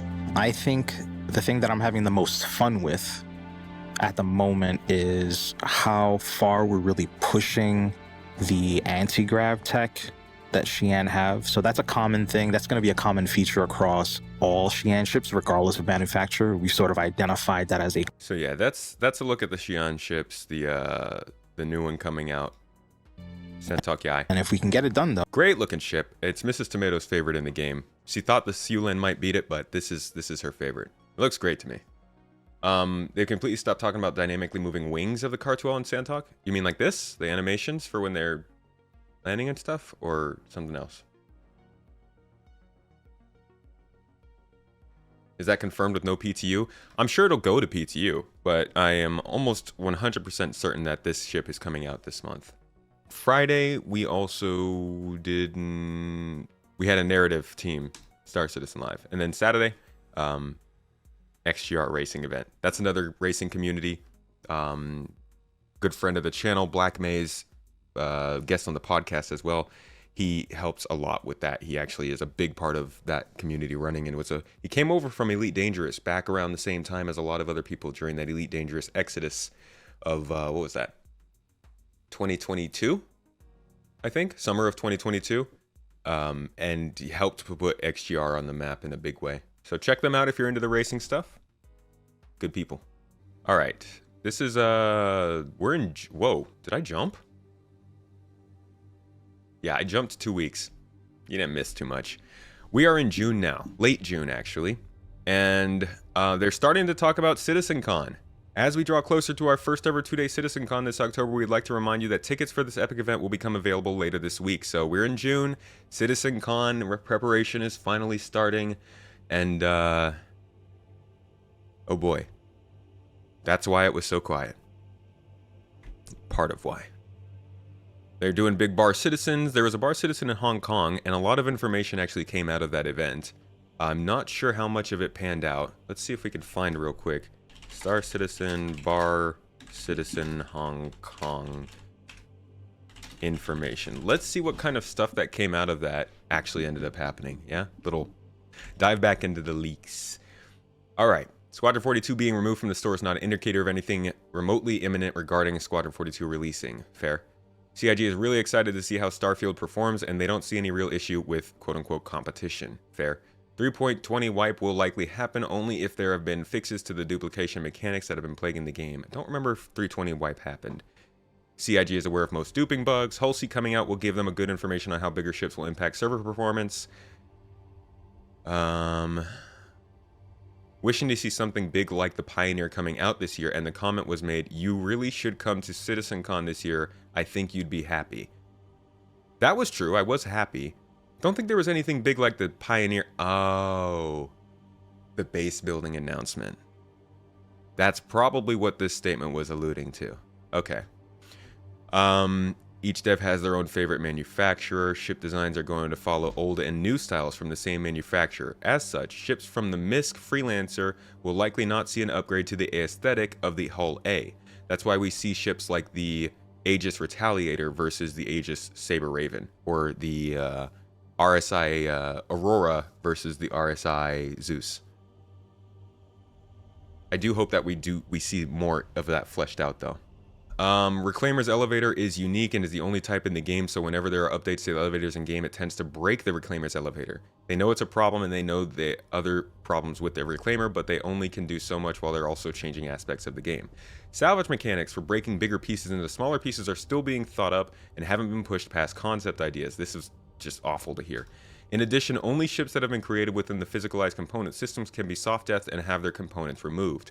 Older ships that don't have the ability to remove the components manually don't actually have the physical components integrated into the ship, just a placeholder skin. We know that. AI systems like ChatGPT won't be used to supplement things in the game because of the proprietary reasons.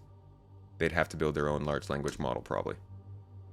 When base building comes into the game, it will be something more akin to Fallout 4's prefab house system. Not something where you can create a base building panel by panel. Base building is very important to CIG because they want to have people creating bases and whatnot, but it won't be coming out until likely around Nyx. Base building won't be coming out until likely around Nyx. So maybe, again, this isn't necessarily official info. This is notes from conversations at Bar Citizen, so take all of this with a grain of salt. But we can start to draw some kind of a guide towards when things might start showing up in the next wave of stuff. After the 4.0 rush with Pyro and the star map and all that stuff, and we're starting to wait for the next star system and base building and quantum economy. I think those would be the next big steps we're going for.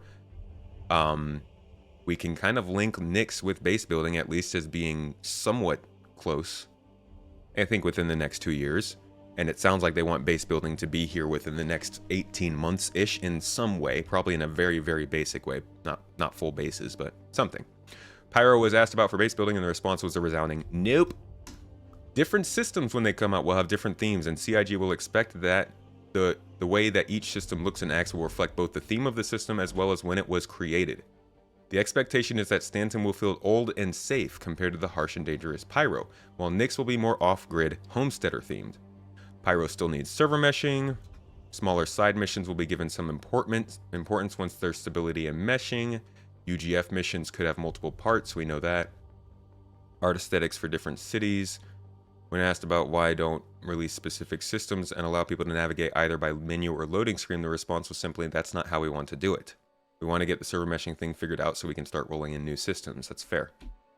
Land beacons that are owned can be sold in-game, or the land that... Okay, none of this is like stuff that we needed to know throughout the year, so I'm going to keep going. I'll drop this link for you guys. I'm sure people want to read through this in detail. This was just some email from one of the Bar Citizens over this summer. And clearly it had a lot of interesting news in there, but I'm really looking for stuff that is relevant for our year in review right now. No player-owned stations in-game. That's funny because then they hinted at that at CitizenCon. So this might have been said accidentally, or those plans are always in flux. Players can control systems if they have people on them and block people from entering. But they did hint at building stations, possibly. So maybe it's a no right now, but they're working on the idea. Player housing and ownership will absolutely be a thing, but it's expected to be instanced and like owning an apartment. But because of server instancing and meshing, you could have any number of people actually owning flat 23B in a HAB tower. Players will also be able to own multiple housing units around the verse. Guys, let's take that as law, yeah? Player housing will be instanced. So get the disappointment out of the way right now. Granted, this isn't official. Once again, take it with a grain of salt, but I would set that as your expectations so that it's a nice surprise if it's not that way. I think that's fine though. I don't see a problem with that. Theaters of War being worked on, but not with a large team. Maybe that gets more work now that Squadron's done. 600i rework is still being considered. Long, complicated discussion about the economy and the effect on the whole sea on the economy, but the gist is that certain ships are considered as haulers, while others are considered as delivery ships. Ones that are able to land are delivery, while haulers carry stuff from station to station. Todd Pappy did state he didn't particularly see the Hull Sea as interstellar, which is a bit weird, but the long and short of it was that they don't really have a projection on how the Hull Sea will affect the economy yet. They seem to be setting the Hull Sea up as a very intrasolar ship. But it is the workhorse of the whole freaking human community, so it must be interstellar too. Alright. Sliding and additional animations will be a thing. No ETA given. Passenger transports will come after freight transport missions. Okay. So there's some information on passenger transport missions. Maybe coming after freight transport missions, which may be coming with freight elevators if they can get those cargo missions going soon. Quanta isn't seen as virtual economy gameplay, more NPC focused and adjusted shop prices in game. Because Quanta's not the economy, Quantum is. Also, I'm guessing they're talking about the quantum economy simulation here too. Yeah, it seems like they're gearing Quantum to be more about the overall back end of the game than just money. Because they talk about virtual AI, NPCs, all these services that run through it. Wonder how persistent hangars and habs will work if you want a friend to come join you. It's probably like if you invite them or they're in your party Or maybe you can hand out keys, you know, keys to your apartment. AI blades aren't really being worked on, but NPC crew stuff with wingman commands are being tested, but no idea when we will have it implemented. That'll go to Squadron 42 first. So that was a big leak that happened from the Hong Kong bar Citizen at that time.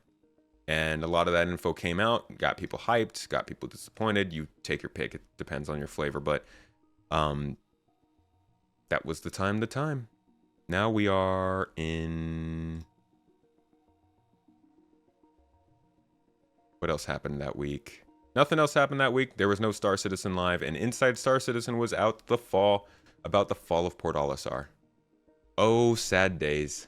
Everything good comes to an end at some point. And this year, we saw the very last of... No, I'm sorry, not the very last. But we did see Port Olisar go away. This isn't a big deal for a lot of people, but this is actually... this is actually a really big moment for the game. Let me go back on my channel. I'm pretty sure the first video I ever made on YouTube is about Port Olisar. Yeah.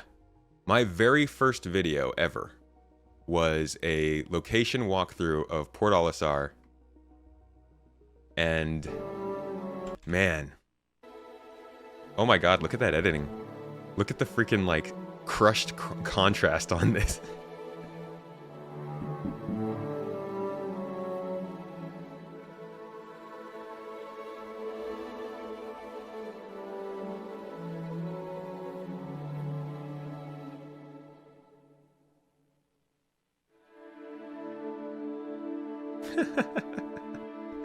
So my plan back when I first started videos, I didn't know what I was doing. I first started doing like these little tours of locations and just narrating everything around. I was completely clueless. It was fun though. It was good times. But that kind of like, that was in 2018 and I'm late to the game. The Port Olisar was the only place we knew from 2015 to 2018.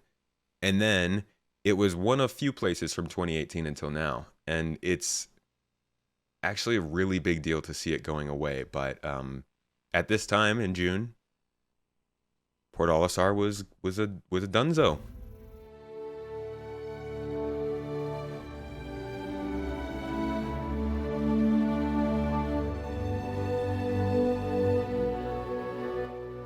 Port Olisar was our first space station that we put into Star Citizen.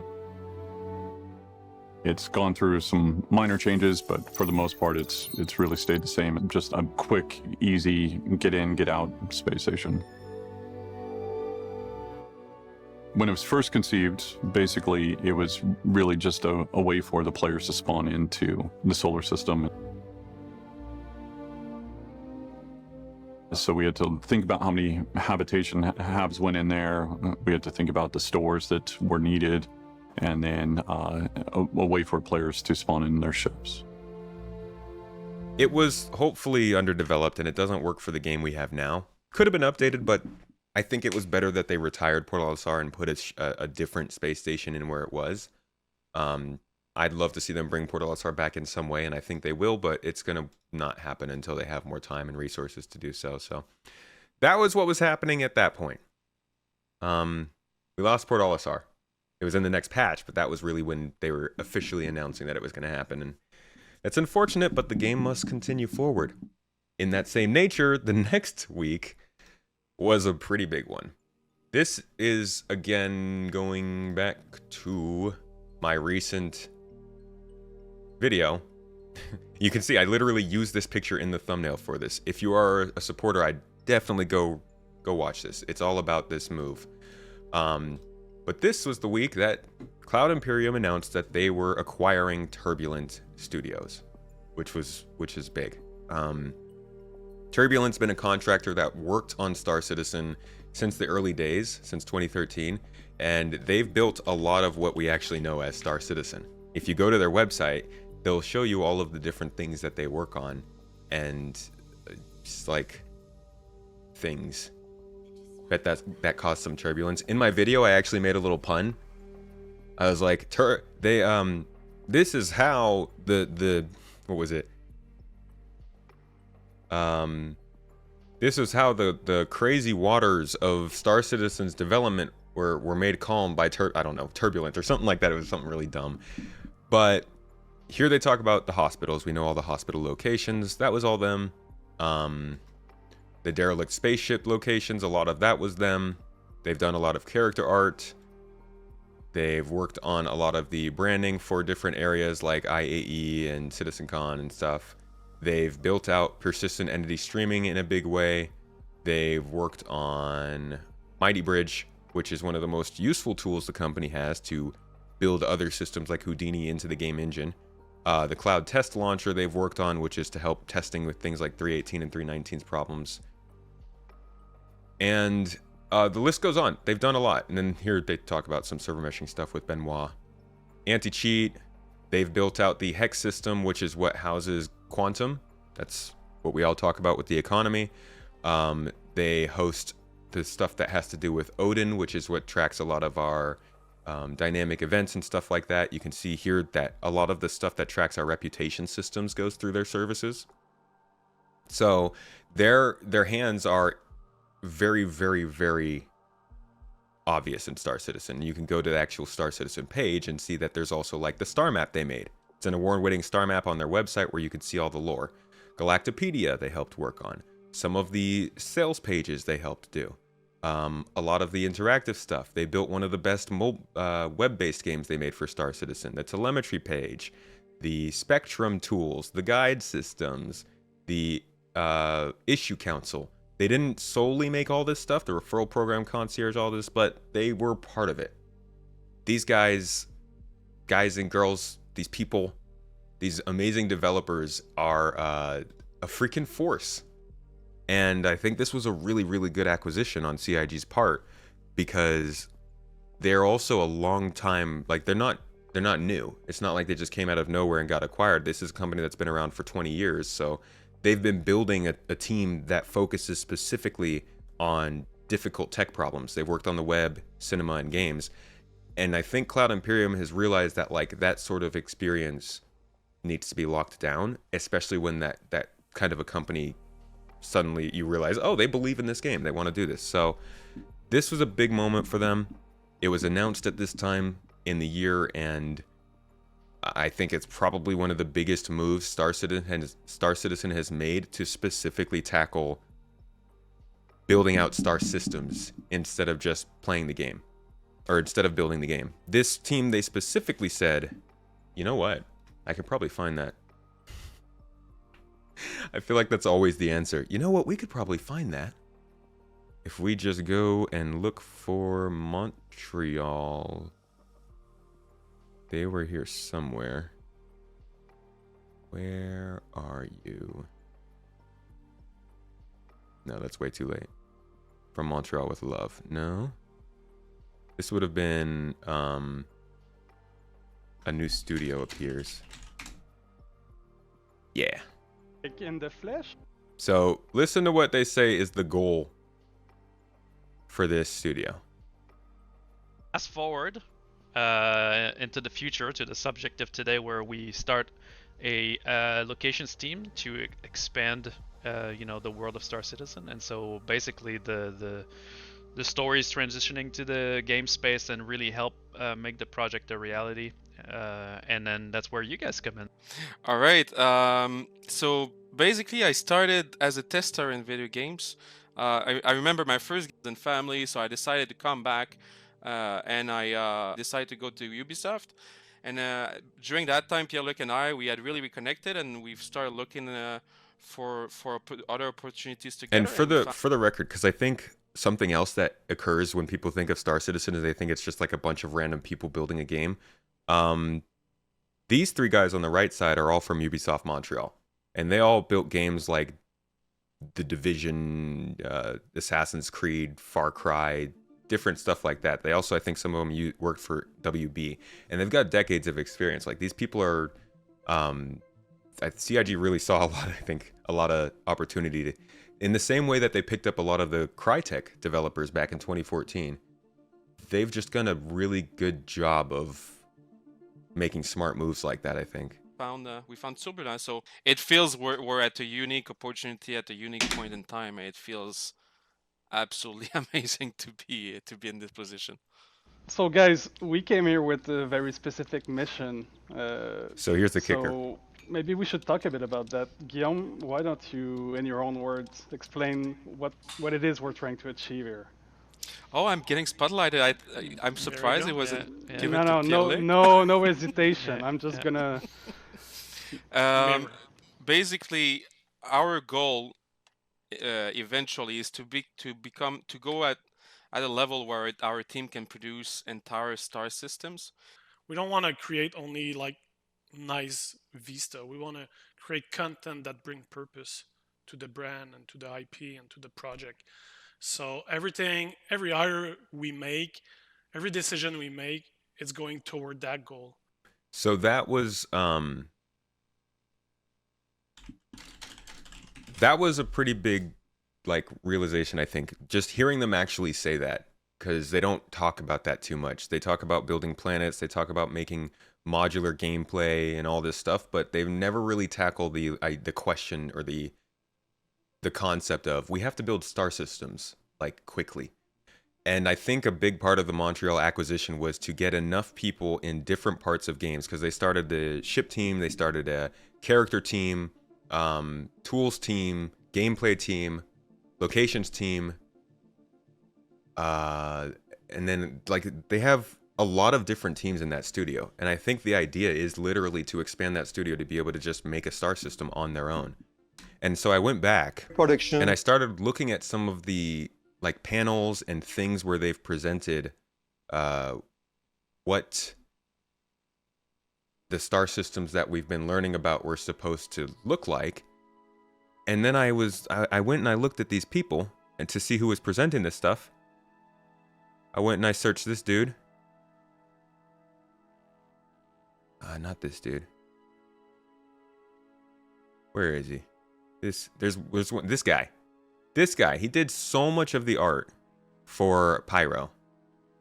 He set so much of the mood for Pyro, this dude, from CitizenCon 2021. Turns out he's in Montreal. And they've already been doing this.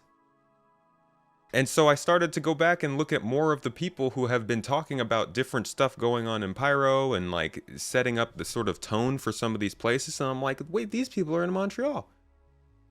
And it all kind of ties back to that, what they said. They were acquired. I mean, they were working on the game already, but in a large part, it seems like they were brought on to be able to build out star systems. So I think that's, again, one of the bigger things that happened this year. And it's weird that this actually looking back at the year, we had a lot of good stuff happen this year. Just was very slow still. So yeah, that was what happened that week. Turbulent was acquired by Star Citizen or by Cloud Imperium, and the world continued. Following week, we're back to This Week in Star Citizen. They're still talking about CitizenCon tickets. Star Citizen 3. Excuse me, had a burp. Star Citizen 3.20 is in Evocati, and they are teasing Wave 1 PTU. In Thursday, inside Star Citizen, there is none. Because they're still on their little break. Wednesday, they gave their first CitizenCon update and started preparing for the October. God, it's crazy. But I guess it's coming up, yeah. July. Foundation Festival is going on. I think that has a referral code included and a free fly event. So that's 2? I think 3 free fly events so far in the year. On Friday, the newsletter was dropped. We got some concept art. Cool. That's cool. Let's go. And on the Foundation Festival, we went over that. Okay, we're past this. Onwards. Last day of July. We're getting into August territory now. It's real slow.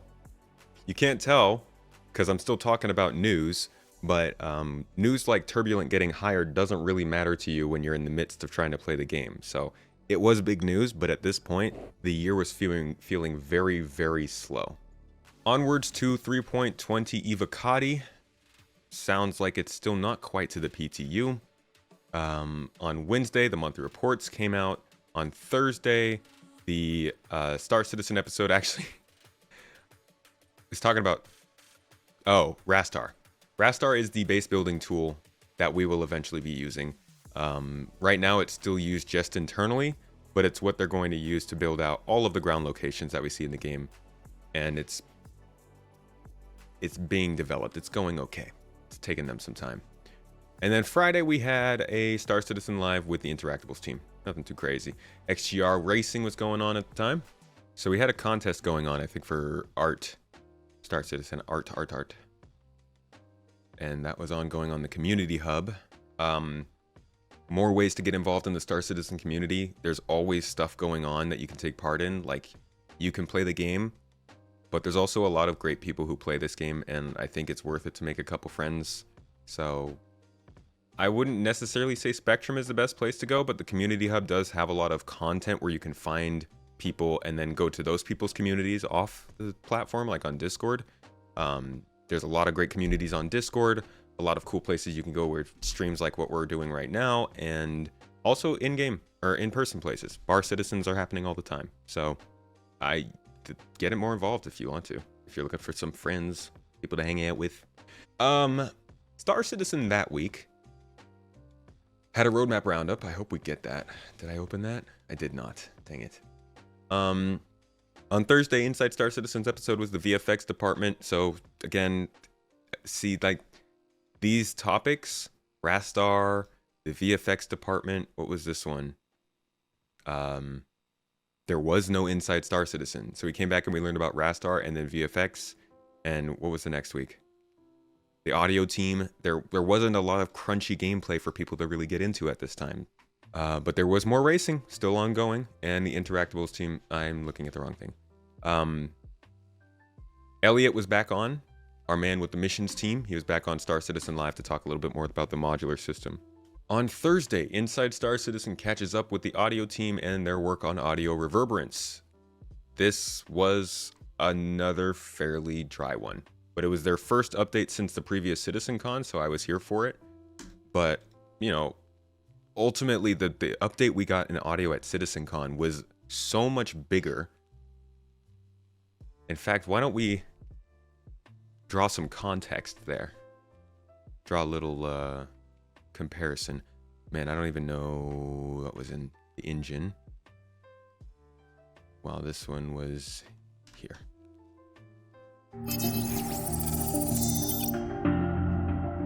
It's been a long time since I've been in front of a camera, so this is a new experience for me. So here's the most exciting part of this Inside Star Citizen update on audio in August. For example, we could use the blast radius of an explosion to drive the player's ear-ringing effect using the same system. Or we could affect mix changes within the radius of an event, such as a large explosion, ducking the other sounds around it to make... Here's the... Oh, no, I'm sorry. Here's the most exciting part of the episode. Dynamically responding, at least in an audible sense, to player input and events transpiring in the world.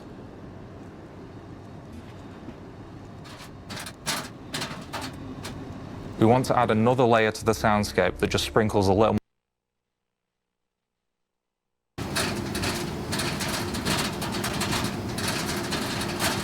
This is all very exaggerated noise. It obviously wouldn't be like this in real game.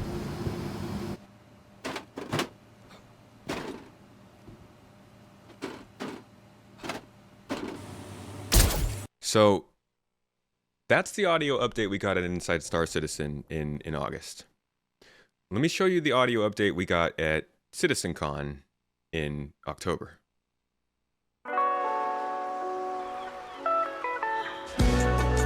I always open this on my wrong browser. I'm sorry. This is not the audio update. Here it is. Let's take a look at some of the tech we've been working on. First, let's listen to some of our weapon sounds in action.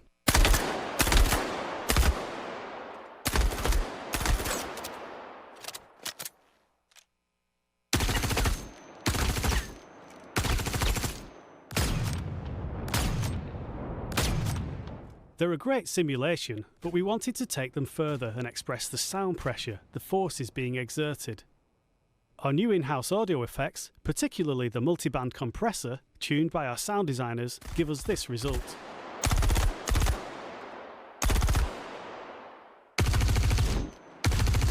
The compression serves to illustrate the power of the weapons and the effect that they have when going Alright. beyond. And now to the more fun part.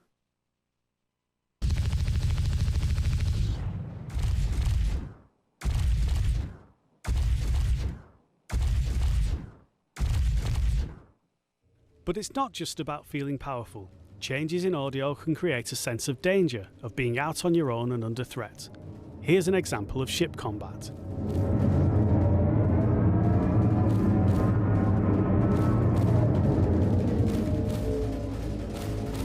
Sounds good, but what if we wanted a little more realism?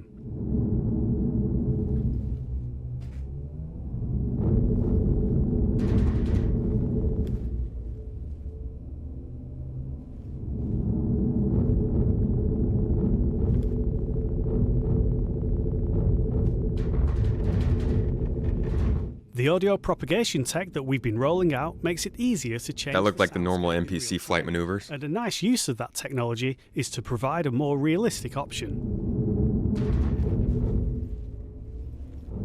Here, your own weapons resonate through the hull of the ship. Only what's in the pressurized cockpit is heard clearly, and the threat level feels higher due to the isolating lack of enemy weapon and ship audio.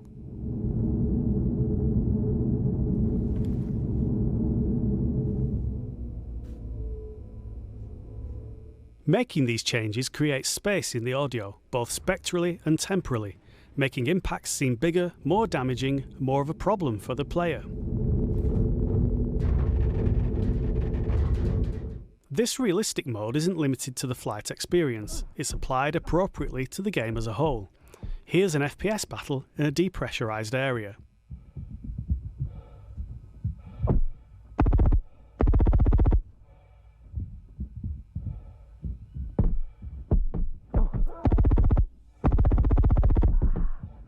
With realistic mode, we get that sense of isolation again, giving the location a different colour and adding variety to the audio experience. So, like, just the caliber of interest created by these two demonstrations, you can really see the difference between the news we were getting throughout the sort of second and third quarters of the year and the news we got at CitizenCon. And as much as it was annoying, and we literally actively were talking about how we weren't getting very good news at the time, and it's obvious that they were holding back for CitizenCon, it also makes a lot of sense because you can see what CitizenCon did for the morale of the game, for funding, and for like the really big sort of large noise-making drop that it did. It was able to kind of spread all throughout the community. Literally, Asmongold video is right here as the next recommended. And there's something to be said about the marketing decision behind how they delivered news and how it all came at CitizenCon. That's a long conversation to have, but I think it worked for them. That's for sure. But man, at this point in the year, not this point, where were we? Yeah, around this point in the year, it was kind of dry. This is actually where the deep dive format of videos comes from, because we started to look more at a multitude of topics instead of just one at a time, or a multitude of things in a topic, however you say it. I don't know. I'm confused. All right, August. Further on in the month. Did they mention when 322 is dropping? They didn't say anything. Not yet. Citizens, brace yourself as Phase 2 of the biggest annual Space Smackdown Ship Showdown is about to begin. So the Ship Showdown is ongoing throughout August. That is at least one thing people have going on. Another nice little community event where everybody has a chance to vote on ships. That's right. That's what this art was I was talking about before. This is for the Ship Showdown. First, everybody gets to make things to kind of draw up hype for the ships they like. And then there is a phase in which the ships get put up against each other. That is Phase 2. And everybody votes against either ship. And then that goes on and on until somebody wins and it's announced, which we'll see here in the coming weeks. It's a cool event. It's not handled particularly well, I would say, and has some flaws. But again, it's nice that they build up the community with this stuff. I do think that a lot of it is around the sales, which it would be nice to decouple from that. But there's a lot of stuff that people can get into if they're into Star Citizen throughout the year. And that's really nice because it's a great way to keep people involved, especially in a game that's struggling to finish itself. Okay, on Wednesday we got a roadmap roundup.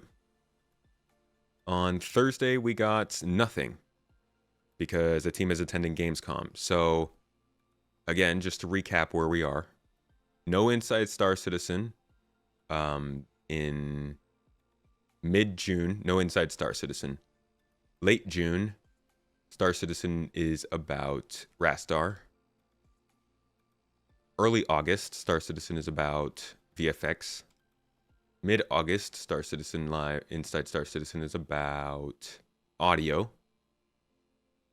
And late August, no Star Citizen, Inside Star Citizen, or Star Citizen Live. So it got really... August was not fun. Last week of August, Bar Citizen in Cologne, Germany. Alpha 3.20 is in PTU Wave 2. Hull C mining and ship stat updates and new Arena Commander modes, including, finally, we got to try Master modes. This was all coming these weeks. So even though the news wasn't great, 3.20 was out. 3.20 wasn't a huge update, but it was something new to look into. So it's not like nothing was happening. Inside Star Citizen this week was a part 2 on audio. So no episode.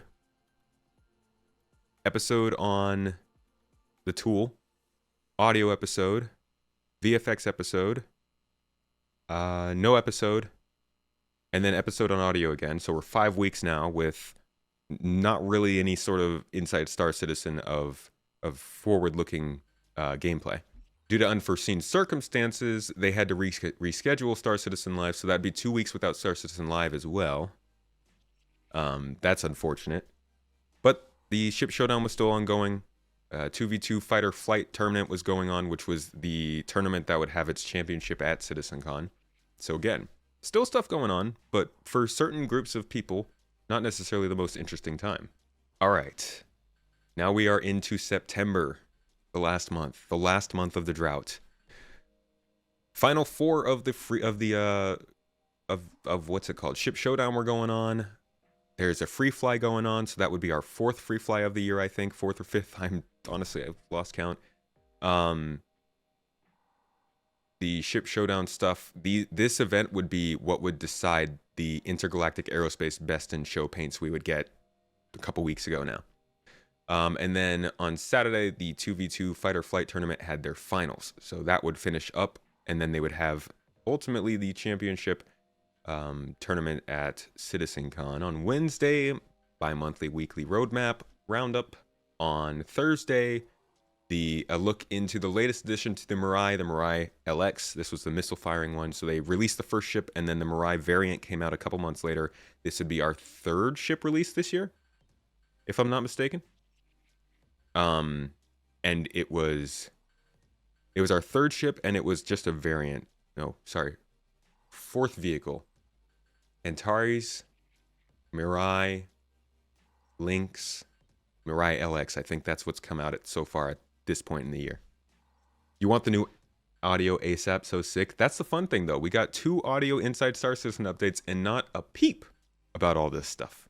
So yeah, Fury LX came out, and then on Friday they had a Star Citizen Live making up for the last one, and this was going over Arena Commander feature team. So that's a good one. Arena Commander feature team's a solid one, but again, I would say it's not super interesting for most people who are interested in the PU and like feature development. Okay, so that's our first week in September. Things are going on, but maybe they could get better. And then next week, bam, finally, our 318, 319 postmortem. We waited so many weeks for this. 320 went live. When was that? That was back here sometime, right? No, I'm sorry. 320 went live. Actually, not that long before. Where did we say 320 was going live at?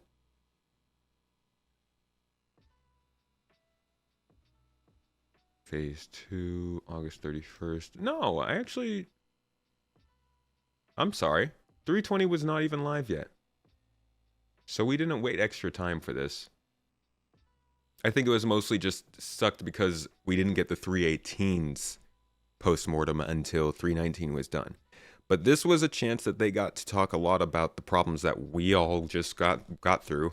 way back here in these tabs when they were talking about 3.18 and 3.19 and the problems that they were going through. All of that stuff is being summarized up and talked about here. So they mention, as you could read more about in Benoit Bouzejour's account below on PES, we underestimated the multiplicative forces of going to live and now creating and persisting every entity players created through their actions, creating a load on our service that was beyond our initial forecasts. And it took weeks, if not months, to expose, diagnose, create fixes, test them, and deploy them to restore the service, all while the game was still running on live. That's the worst part. They have to run the game. So this goes a lot into what they learned from that process and how they aim to fix it. I think that they could have done a lot more in this because the things that they said didn't really actually say much for some of this stuff. Like, I don't know, here, infiltrate missions in Orison, the new FPS missions were well received and refreshing change after only having underground facilities for years. The ability to assault the locations on foot or in ships was great. What didn't go well? We had to turn the missions off for 3.19 because we were aiming to release Siege of Orison, but we were not able to achieve this or the new platform clusters. What we want to do better in the future, we have relocated the missions to the new platform clusters and will be releasing them when possible. That's actually not terrible feedback. Let's look at the Drake Vulture though. What didn't go well?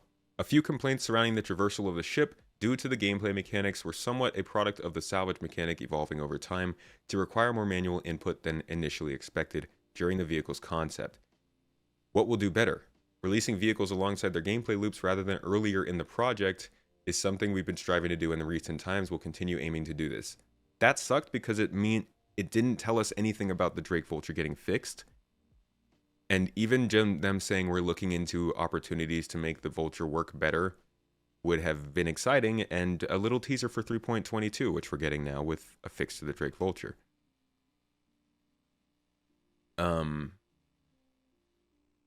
Yeah, I think overall it's a good way to check out what they have to talk about with what they've been delivering. But there's always more they could be saying here that they're not, because they can't always say everything. And I get that. But this part with the PES is a good read. It's very good. It comes from Benoit, who is, again, CTO of Turbulent in the Montreal studio, who has a big hand in what's going on in the game right now. Talks about all the stuff regarding PES. So I will link this in the chat for you as well, if you want to check that out. This week in Star Citizen, September 18th, we've got a treasure hunt screen contest going on. It's Pirate Week because of stealing stuff. They're talking about exclusive digital goodies pack, Star Citizen, CitizenCon. And on Thursday, Inside Star Citizen is finishing up the design brief. That's a good one. We've reviewed that a lot in the last couple weeks, talking about the changes to inventory and cargo hauling. And we actually saw one of those changes coming to 3.22. That's the inventory cargo containers.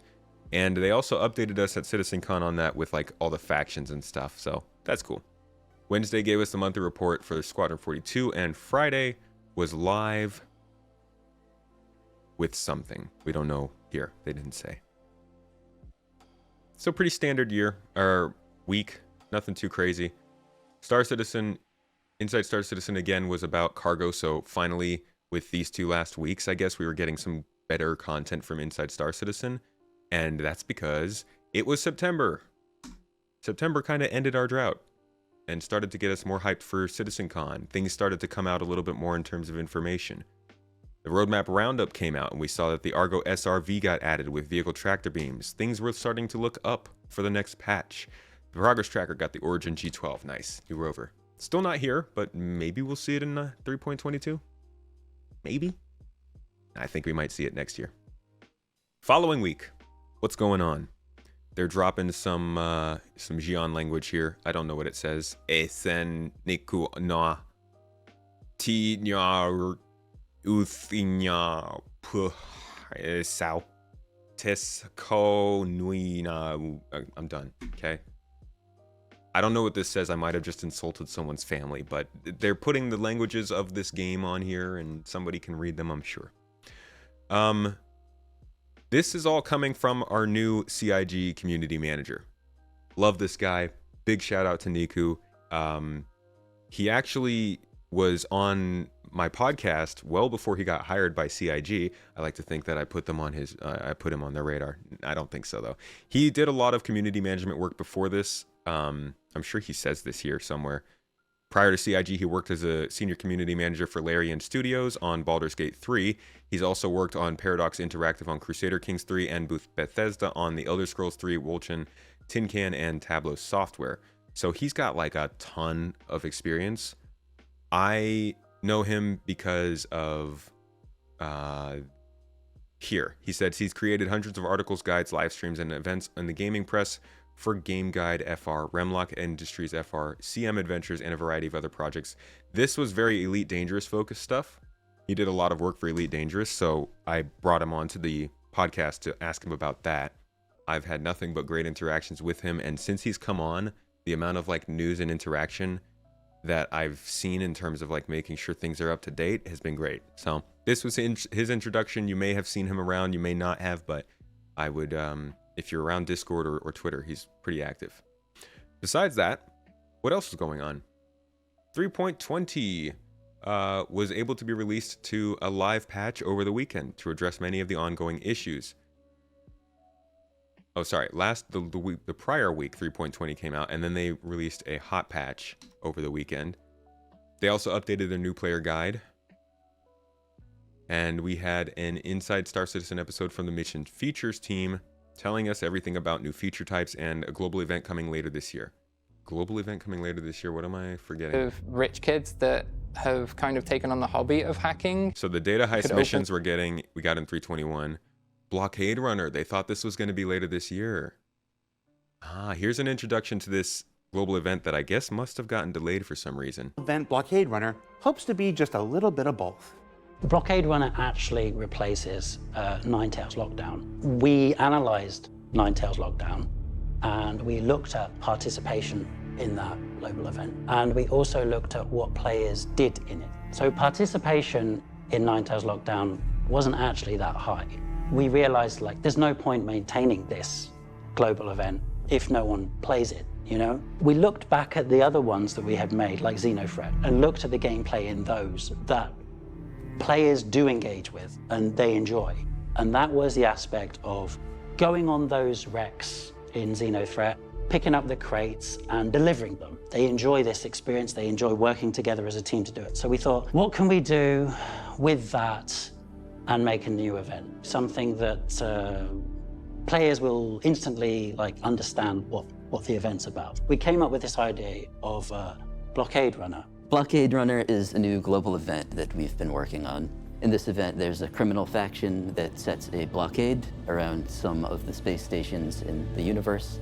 This makes trade and travel between these stations problematic, and their goal in doing this is to prevent the trade of one specific material that is important for the refinement of spaceship fuel.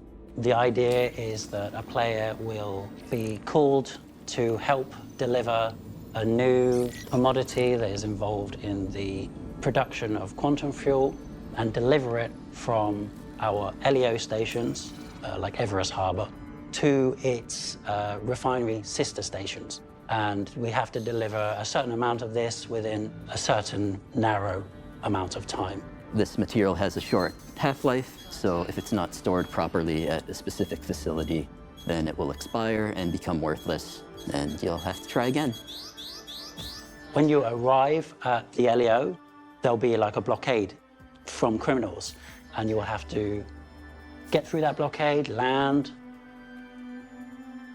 buy this commodity as much as you can fit on your ship, then you'll have to take off, and then you'll have to brave the blockade again, and then QT to one of the refineries. On the way, you may be interdicted by more of these criminals who don't want you to get away. Target destroyed. And then on the other side, no blockade, but you'll have to get through that. Then you will land, and then you will sell. So there's this delivery loop for players. Not every ship will be best suited for dealing with these guys without, some escorts. So the idea is that players will also take this mission and support those other players in combat ships. Maybe you delegate one person with the big tanker ship and others to fend off any enemies along the way. At its core, Blockade Runner is a combination of the cargo transport and selling and space combat. One of the things I like most about Star Citizen is the space combat. I've never really been much of an FPS player, but I do like space combat, and one of the big elements of Blockade Runner is space combat. The stakes are higher, so if you screw up, you don't just simply regenerate. You regenerate and have to buy all your cargo again, So this was a global event. Hey, it's me. This was a global event that was supposed to release this year, I guess, but sounds like it got delayed for whatever reason, and will likely come in next year. But this is these are the breadcrumbs of the events we're actually supposed to play in Star Citizen. I think this seems like a really good chance for them to test how a blockade might work around a space station, because obviously this is not a gameplay. It doesn't make a ton of sense gameplay-wise, but I think this will help them figure out what needs to happen in terms of AI, in terms of the actual blockade itself, in terms of interdictions, to make an event like this run in the future. Yeah, or you could just get a reclaimer, bulldoze your way through everything. So that was, this is late September we're getting into now. And the release of the Hull C comes out. I think this is one of the best infographics they've ever made,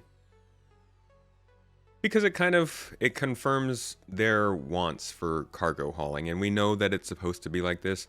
The one thing that I'm not seeing here that is a bit strange is cargo trips going from the LEO space stations, or the LO space stations, down to the planets.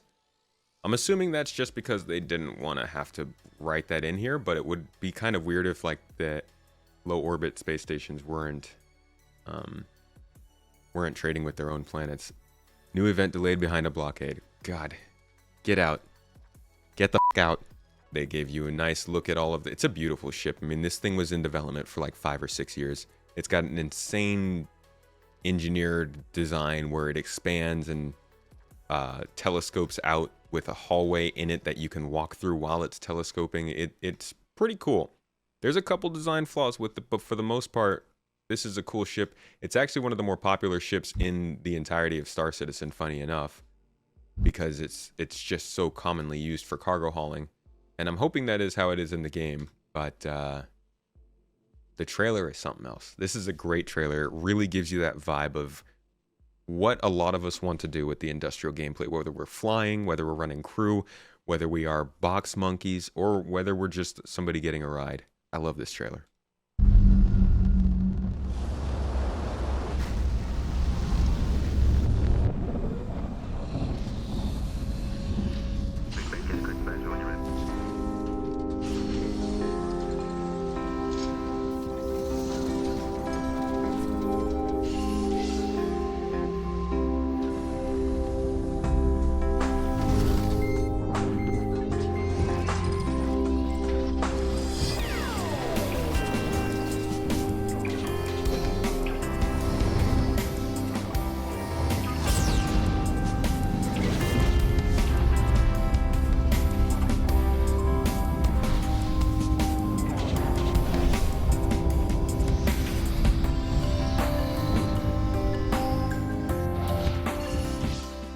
See, imagine being able to like go on shore leave during this time. Just during the stop off, you just get off, get some food, grab some stuff, and then get going again.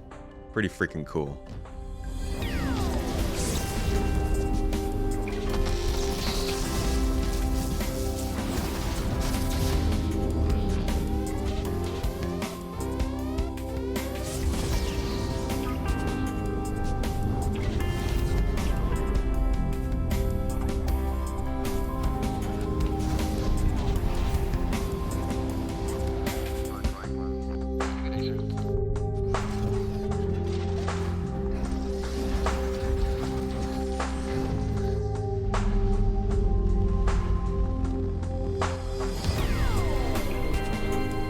I think that's their best ship trailer this year.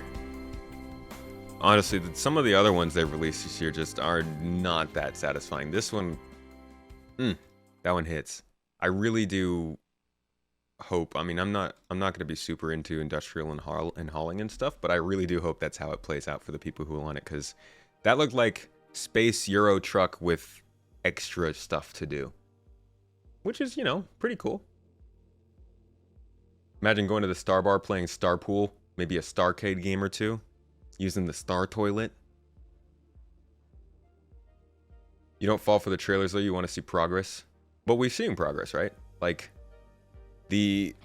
some of the stuff we've gone over today has talked about how these freight missions are supposed to work to not be just about delivering from like one planet or one station, but being based on the actual idea of hauling freight. I think they talk more about it too in the future. What am I missing here? Why is the new player guide? I guess it must have been referencing 321 at the time. That's weird to me. I didn't know that. But the next one up was the CitizenCon 2953 Pocket Guide. This was dropped at the, I think, end of September or beginning of October. Let me double check here. This week, new player guide. CitizenCon Pocket Guide. Just as 3 months ago, it doesn't say the date. But I think this was dropped at the end of September. And so it gave us the first look at the schedule for CitizenCon, again, emphasizing that the drought was finally over. So we got the day 1 and day 2 schedules, which at the time we were like, what does this mean? What is all this stuff? These are all so cryptic. I mean, they really weren't. I mean, this was obviously engineering, and this was obviously flight stuff, and this was obviously ships, and this was obviously maps, and this was like first-person interaction stuff. But the particulars were not fully understood. I don't think any of us really expected them to actually pull this off and do a good job with it. But this was the first time we saw the schedule, and the hype was definitely building for CitizenCon from here on. But they also showed us the event map. At the time that they first dropped it, for those who remember, this up in the top-hand corner was blank. So it didn't have Welcome to Pyro, but you could tell that there were computers set up. And I'd like to toot a horn, just a small horn. I did call that it would be a demo of Pyro. I did. But this was a cool map because you got to see just how big the overall thing was. You got to see the theme and everything. And yeah, again, the hype was building. And then a guide to LA. Bring your own food. And yeah, a lot of information about CitizenCon came out at this time. And then we continued on into October. We're less than 3 weeks away from our biggest CitizenCon event yet, and the excitement is palpable. After 4 years, we can't wait to see you at the return of our in-person celebration of all things Star Citizen, and most importantly, you, the community. So the hype was building. This was the first CitizenCon in 4 years in person. Pretty nuts. Alpha 3.21 rolled to the PTU, so that I guess it explains why they were putting that in the new player guide. Impressive. The PTU is currently accessible to all waves, so we had the open Alpha 321 PTU by this point. Again, a little bit more content, a little more interest in the game. Things are starting to pick up again. On the Alpha, in fact, if you don't even believe me, check this out. Google Trends Star Citizen. You can see this throughout the year. It's crazy. Following the... You can see both Invictus Week and IAE, and you can see the drought in between them and how it started to rise as we got closer. So, like, here's last IAE. And then Invictus Week is here. This is why I don't understand how it's the most popular moment of the, or the biggest event of the year when it's like this. Oh, sorry, this is just France. Get the whole world, please. Okay, here it is. Not quite as high, but almost as high as IAE. Either way, Invictus Week happens, and then we just drop, right? And then the drought kind of takes hold, and it gets really slow until August, and then at the beginning of September, we get some more news, and it spikes up, and then we get a little bit more news, and then we rise, and you could tell it's still pretty low, but it shoots up for CitizenCon. And it's really those last 5 weeks before it shoots up that things got better. But before that, ew. So Alpha 321 was in PTU at this point. We had gotten our postmortems of 318 and 319. 320 was in the past, kind of, sort of, almost. And CitizenCon was coming up. People were more hyped. The bi-monthly roadmap roundup came out. Inside Star Citizen was our next sprint report. Remember I said there were 2? This was the other one. I'm pretty sure it was just this and the other one. There might be a third somewhere, but these were the sprint reports. And it was a nice update, but it didn't go over. I mean, this was a sprint report a month before CitizenCon, so they're not going to drop a lot of the interesting stuff we wanted to see. It was mostly a ship update. Wrapping up on Friday, we had no Star Citizen Live, and there was still some XGR stuff going on. Before CitizenCon, there was a little thing happened. This is highly debated, but ultimately there is a lot of communication surrounding this specific ship, the F8C Lightning, in regards to its availability, how it would be available, who it would be available to, how much it costs. A lot of very specific details around the ship. I really don't want to jump into this. This is not my area. And as a little promotion, CIG decided to do a game where they would basically place a bunch of tickets throughout the game that if you found... Man, this sounds bad in practice. If you found the tickets in game, you would be able to redeem them to rent the ship, I believe. You could rent the ship for like 24 hours. I did it. I found a ticket. It was cool. I rented a ship. I had a lot of fun with it.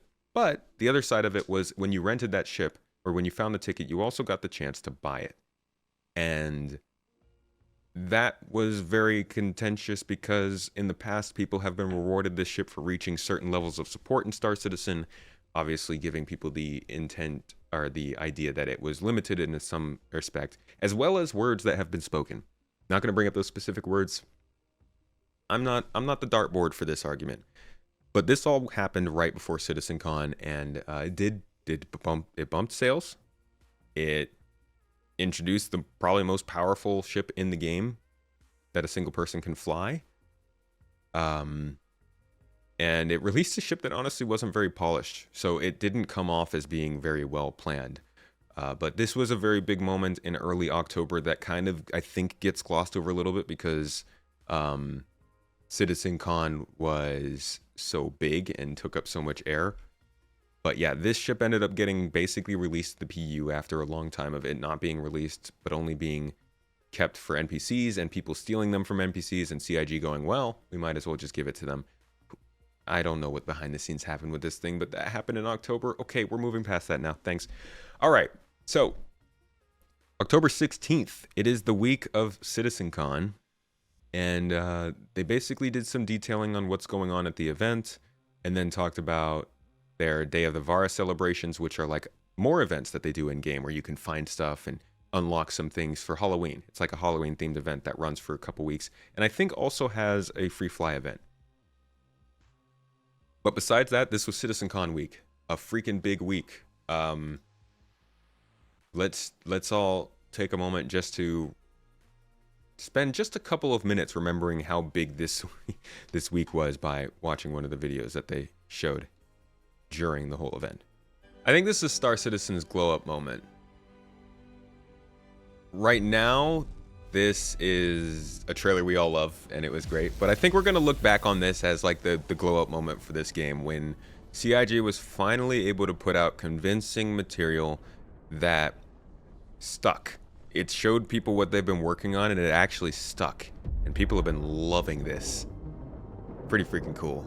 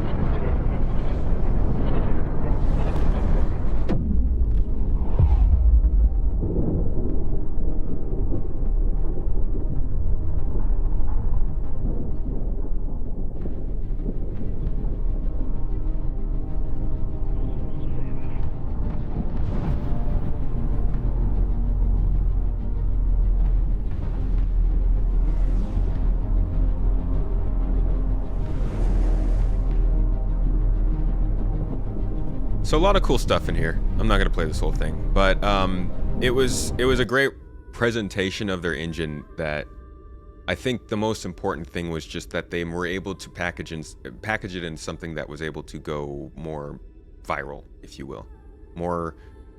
It was able to make a lot. It was like they hired a new company to do their marketing.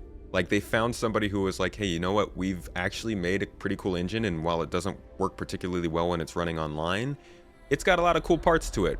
Why don't we run it offline and make it all work, and then show it in a cool trailer with actually good music, and like people will understand that we're actually doing stuff. And I think that's what they needed.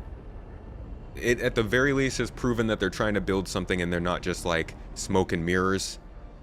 It's not just the day before kind of story. Which is what we can just always use to say now. But it's like, it's a legitimate thing, and some of this isn't in the game yet, but most of it is playable, and that also really helps the case. So that happened, and then there was also the Squadron 42 trailer, which like, can we just, I'm sorry. We have to take a moment, guys. We have to take a moment. Everybody needs some bagpipes at least once a week in their life. Join me.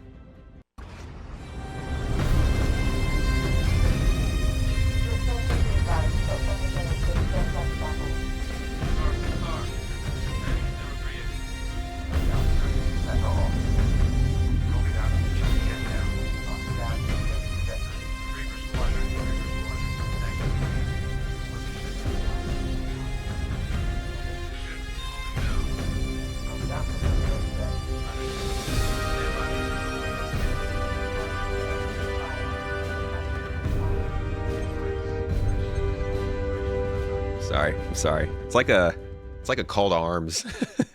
The bagpipes. The bagpipes. Everybody's gonna wanna. My kids are gonna play bagpipes now. So yeah, it was like a very hype week for them. That was late October. It's not to say that it was all good. It's not to say that it's all happened or that it means everything is okay. But that was late October, and this was the flavor we were getting this year. It was much, much, much better than any other year they've ever tried to do this. So that was the week of Star Citizen, or of CitizenCon. After that, we got some more big news. This was actually announced at CitizenCon itself, and it was a little bit surprising, but essentially they announced the preview channel, which is another version of Star Citizen besides the PTU, the PU, the Evocati, and the EPTU. We have the preview channel, which is meant to showcase early features. Throughout the development of Star Citizen, we've achieved numerous technological milestones, each bringing us closer to the immersive universe we've always envisioned. When a foundational technology comes online for the first time, it often requires a time of adjustment. It's an iterative process that sees our team combat unforeseen challenges by inventing solutions on the fly. A process that can often cause disruption for those who simply want to log in and play. This is the unfortunate part of doing R&D on a large scale. I mean, it's not necessarily R&D, I guess, since they've put it through QA and stuff, but like trying to launch these things to a game at scale does not go well a lot of the time. And that's where the preview channel comes in. A new environment where we will deploy and test new underlying technology in an isolated environment to protect the reliability and playability of the live service. Upcoming foundational technology such as the replication layer split and crash recovery will roll out on the preview channel first. These technologies will be tested and hardened in preview channel before making their way to the PTU for migration to live. In the future, when we're ready to deliver server meshing, you can expect it to go to the preview channel first for its effects to be observed and tested before it goes to PTU. Any new technologies on the preview channel must be validated, graduated, and ultimately mission proven before making their way to a live release. This means that if you aren't interested in testing the latest new technologies, you can simply connect to the live game and dive right in. Those amongst you eager to get their hands on the latest cutting-edge tech will be able to connect to the preview channel to do just that. They say that, but this preview channel is limited. So, this is being used as a way to do tech testing, but it's also kind of a marketing thing. Let's be honest. We're excited to announce that on Tuesday, October 31st, we'll open access to Pyro on the preview channel. We'll utilize a randomized selection process, pulling from digital goodies pack owners, concierge people, that's people who have spent a lot of money, and our most active testers. These are the people who should be getting in first, followed by our usual wave process. it's a way for them to gate the game so it doesn't crash right away, which makes sense. But it's also a way to, you know, encourage people to maybe spend more money. And that's a two-pronged, double-edged sword. It's like two-pronged sword. It's a two-pronged sword. It's a pitchfork. Sorry, freaked out. That is a pitchfork that I don't really like, but at the same time you understand. It's just, but that's how it's gated, and that's the preview channel. So far it hasn't been used too much. They used it per Pyro a little bit, but the replication layer testing I don't think really occurred. Also, what happened at this time was the I Held the Line Squadron 42 announcement. It is now feature complete. We're moving into the polishing phase. We're fully focused on optimizing and fine-tuning all aspects of the gameplay experience to deliver an unprecedented cinematic adventure. To celebrate this milestone, we have gathered our core development team leadership around the globe to share what this means. Then we watched this video, which is the bagpipes hype. Great video, one of my favorites they've ever put out. Best marketing video CIG has ever released. Ever.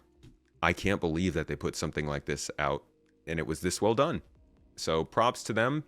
And then this week in Star Citizen, they talk about, you know, recovering from CitizenCon. We were all very hungover at that time. The narrative team put out something about the 600i, and on Friday the newsletter came out, but still no Inside Star Citizen or Star Citizen Live just yet. You can see Niku has taken over, though, on these posts. Late October. They talked about that they're opening the preview channel, so the thing we just learned about, they were basically launching Pyro so that people could play it. I did get into it a couple times. You can go check out those streams. We had good times. We had good fun. It was solid. And then on Wednesday, we got the roadmap roundup. Thursday and Friday were not still a thing. Star Citizen Live and Inside Star Citizen were still not a thing. Jake Bradley back on the post, so they kind of alternate. They take turns. It's good to see the team growing because the community management team needs more people so they can communicate more with the community. Again, we've got, looks like Nico is in, as we've got some Gian here. The Pyro preview channel is opened. They changed up the schedule a little bit, which really bugged some people. That was a bummer. Also, just talking more about Star Citizen, CitizenCon. On Monday, they started talking about the IAE event. Again, the biggest. Okay, so now he's calling it the biggest ship show in the verse, not the biggest event. IAE is the biggest ship show. Coming to Microtech. Also, they did the Q&A for the RSI Zeus. This is a pretty cool ship. It got announced at CitizenCon, and it's looking like it's going to be a great ship for the 3-person teams out there. And honestly, I think 3 to 5 people is going to be the best way to play this game. 3 is probably the sweet spot.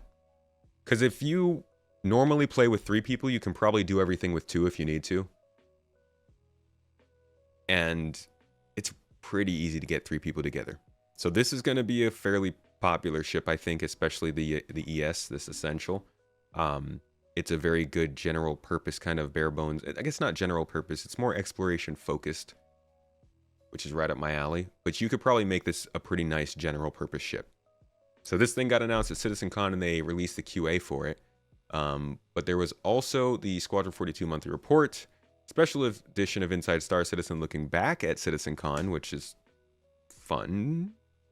And Star Citizen Live, dedicated to QA follow-ups of the SitCon presentations. All right, getting into mid-November. We're pretty recent now. So we're getting pretty close to current time. We're only about a month ago now. Happy Monday. Last Friday, we wrapped up the Pyro on Preview channel. IAE is about to kick off. And they're about to make a whole bunch of money.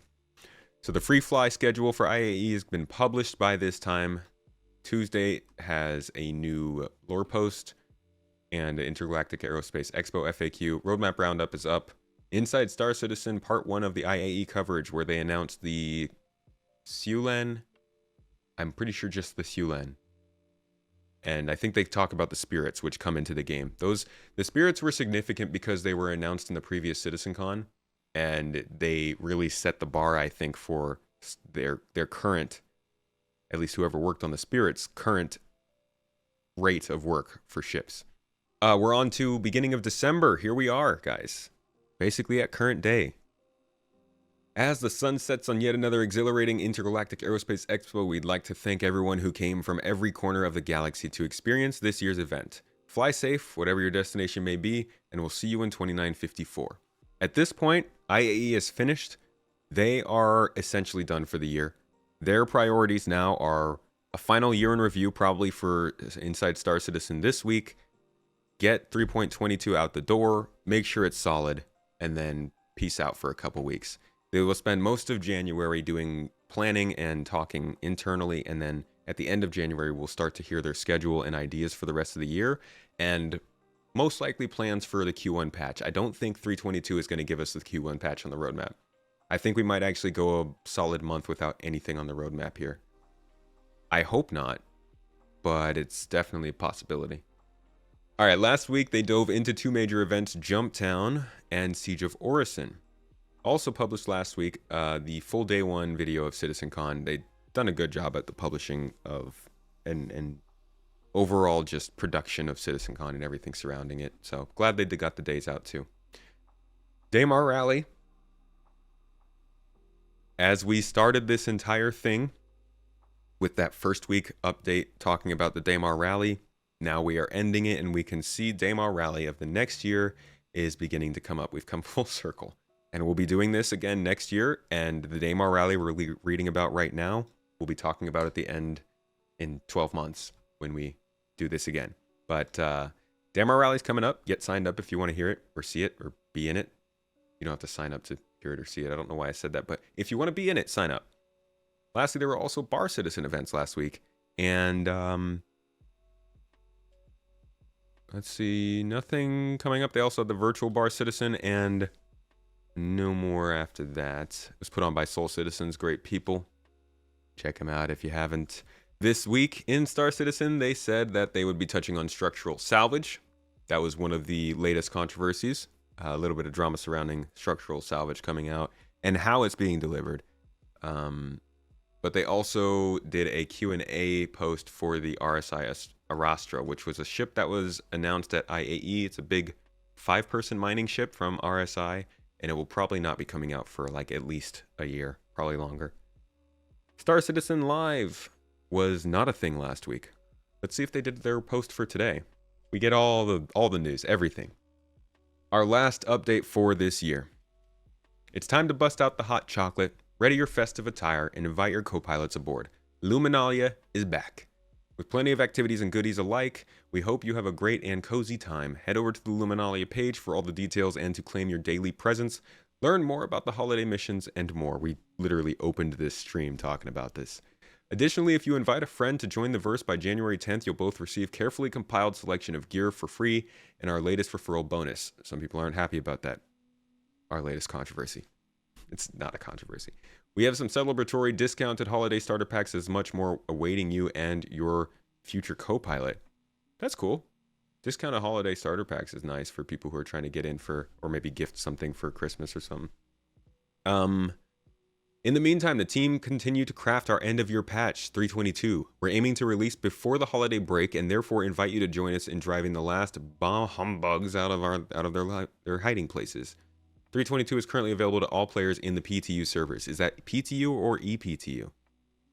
I still don't know what that means exactly. Can everyone access it now? They're saying PTU servers, so I'm guessing ePTU. Why are they doing that?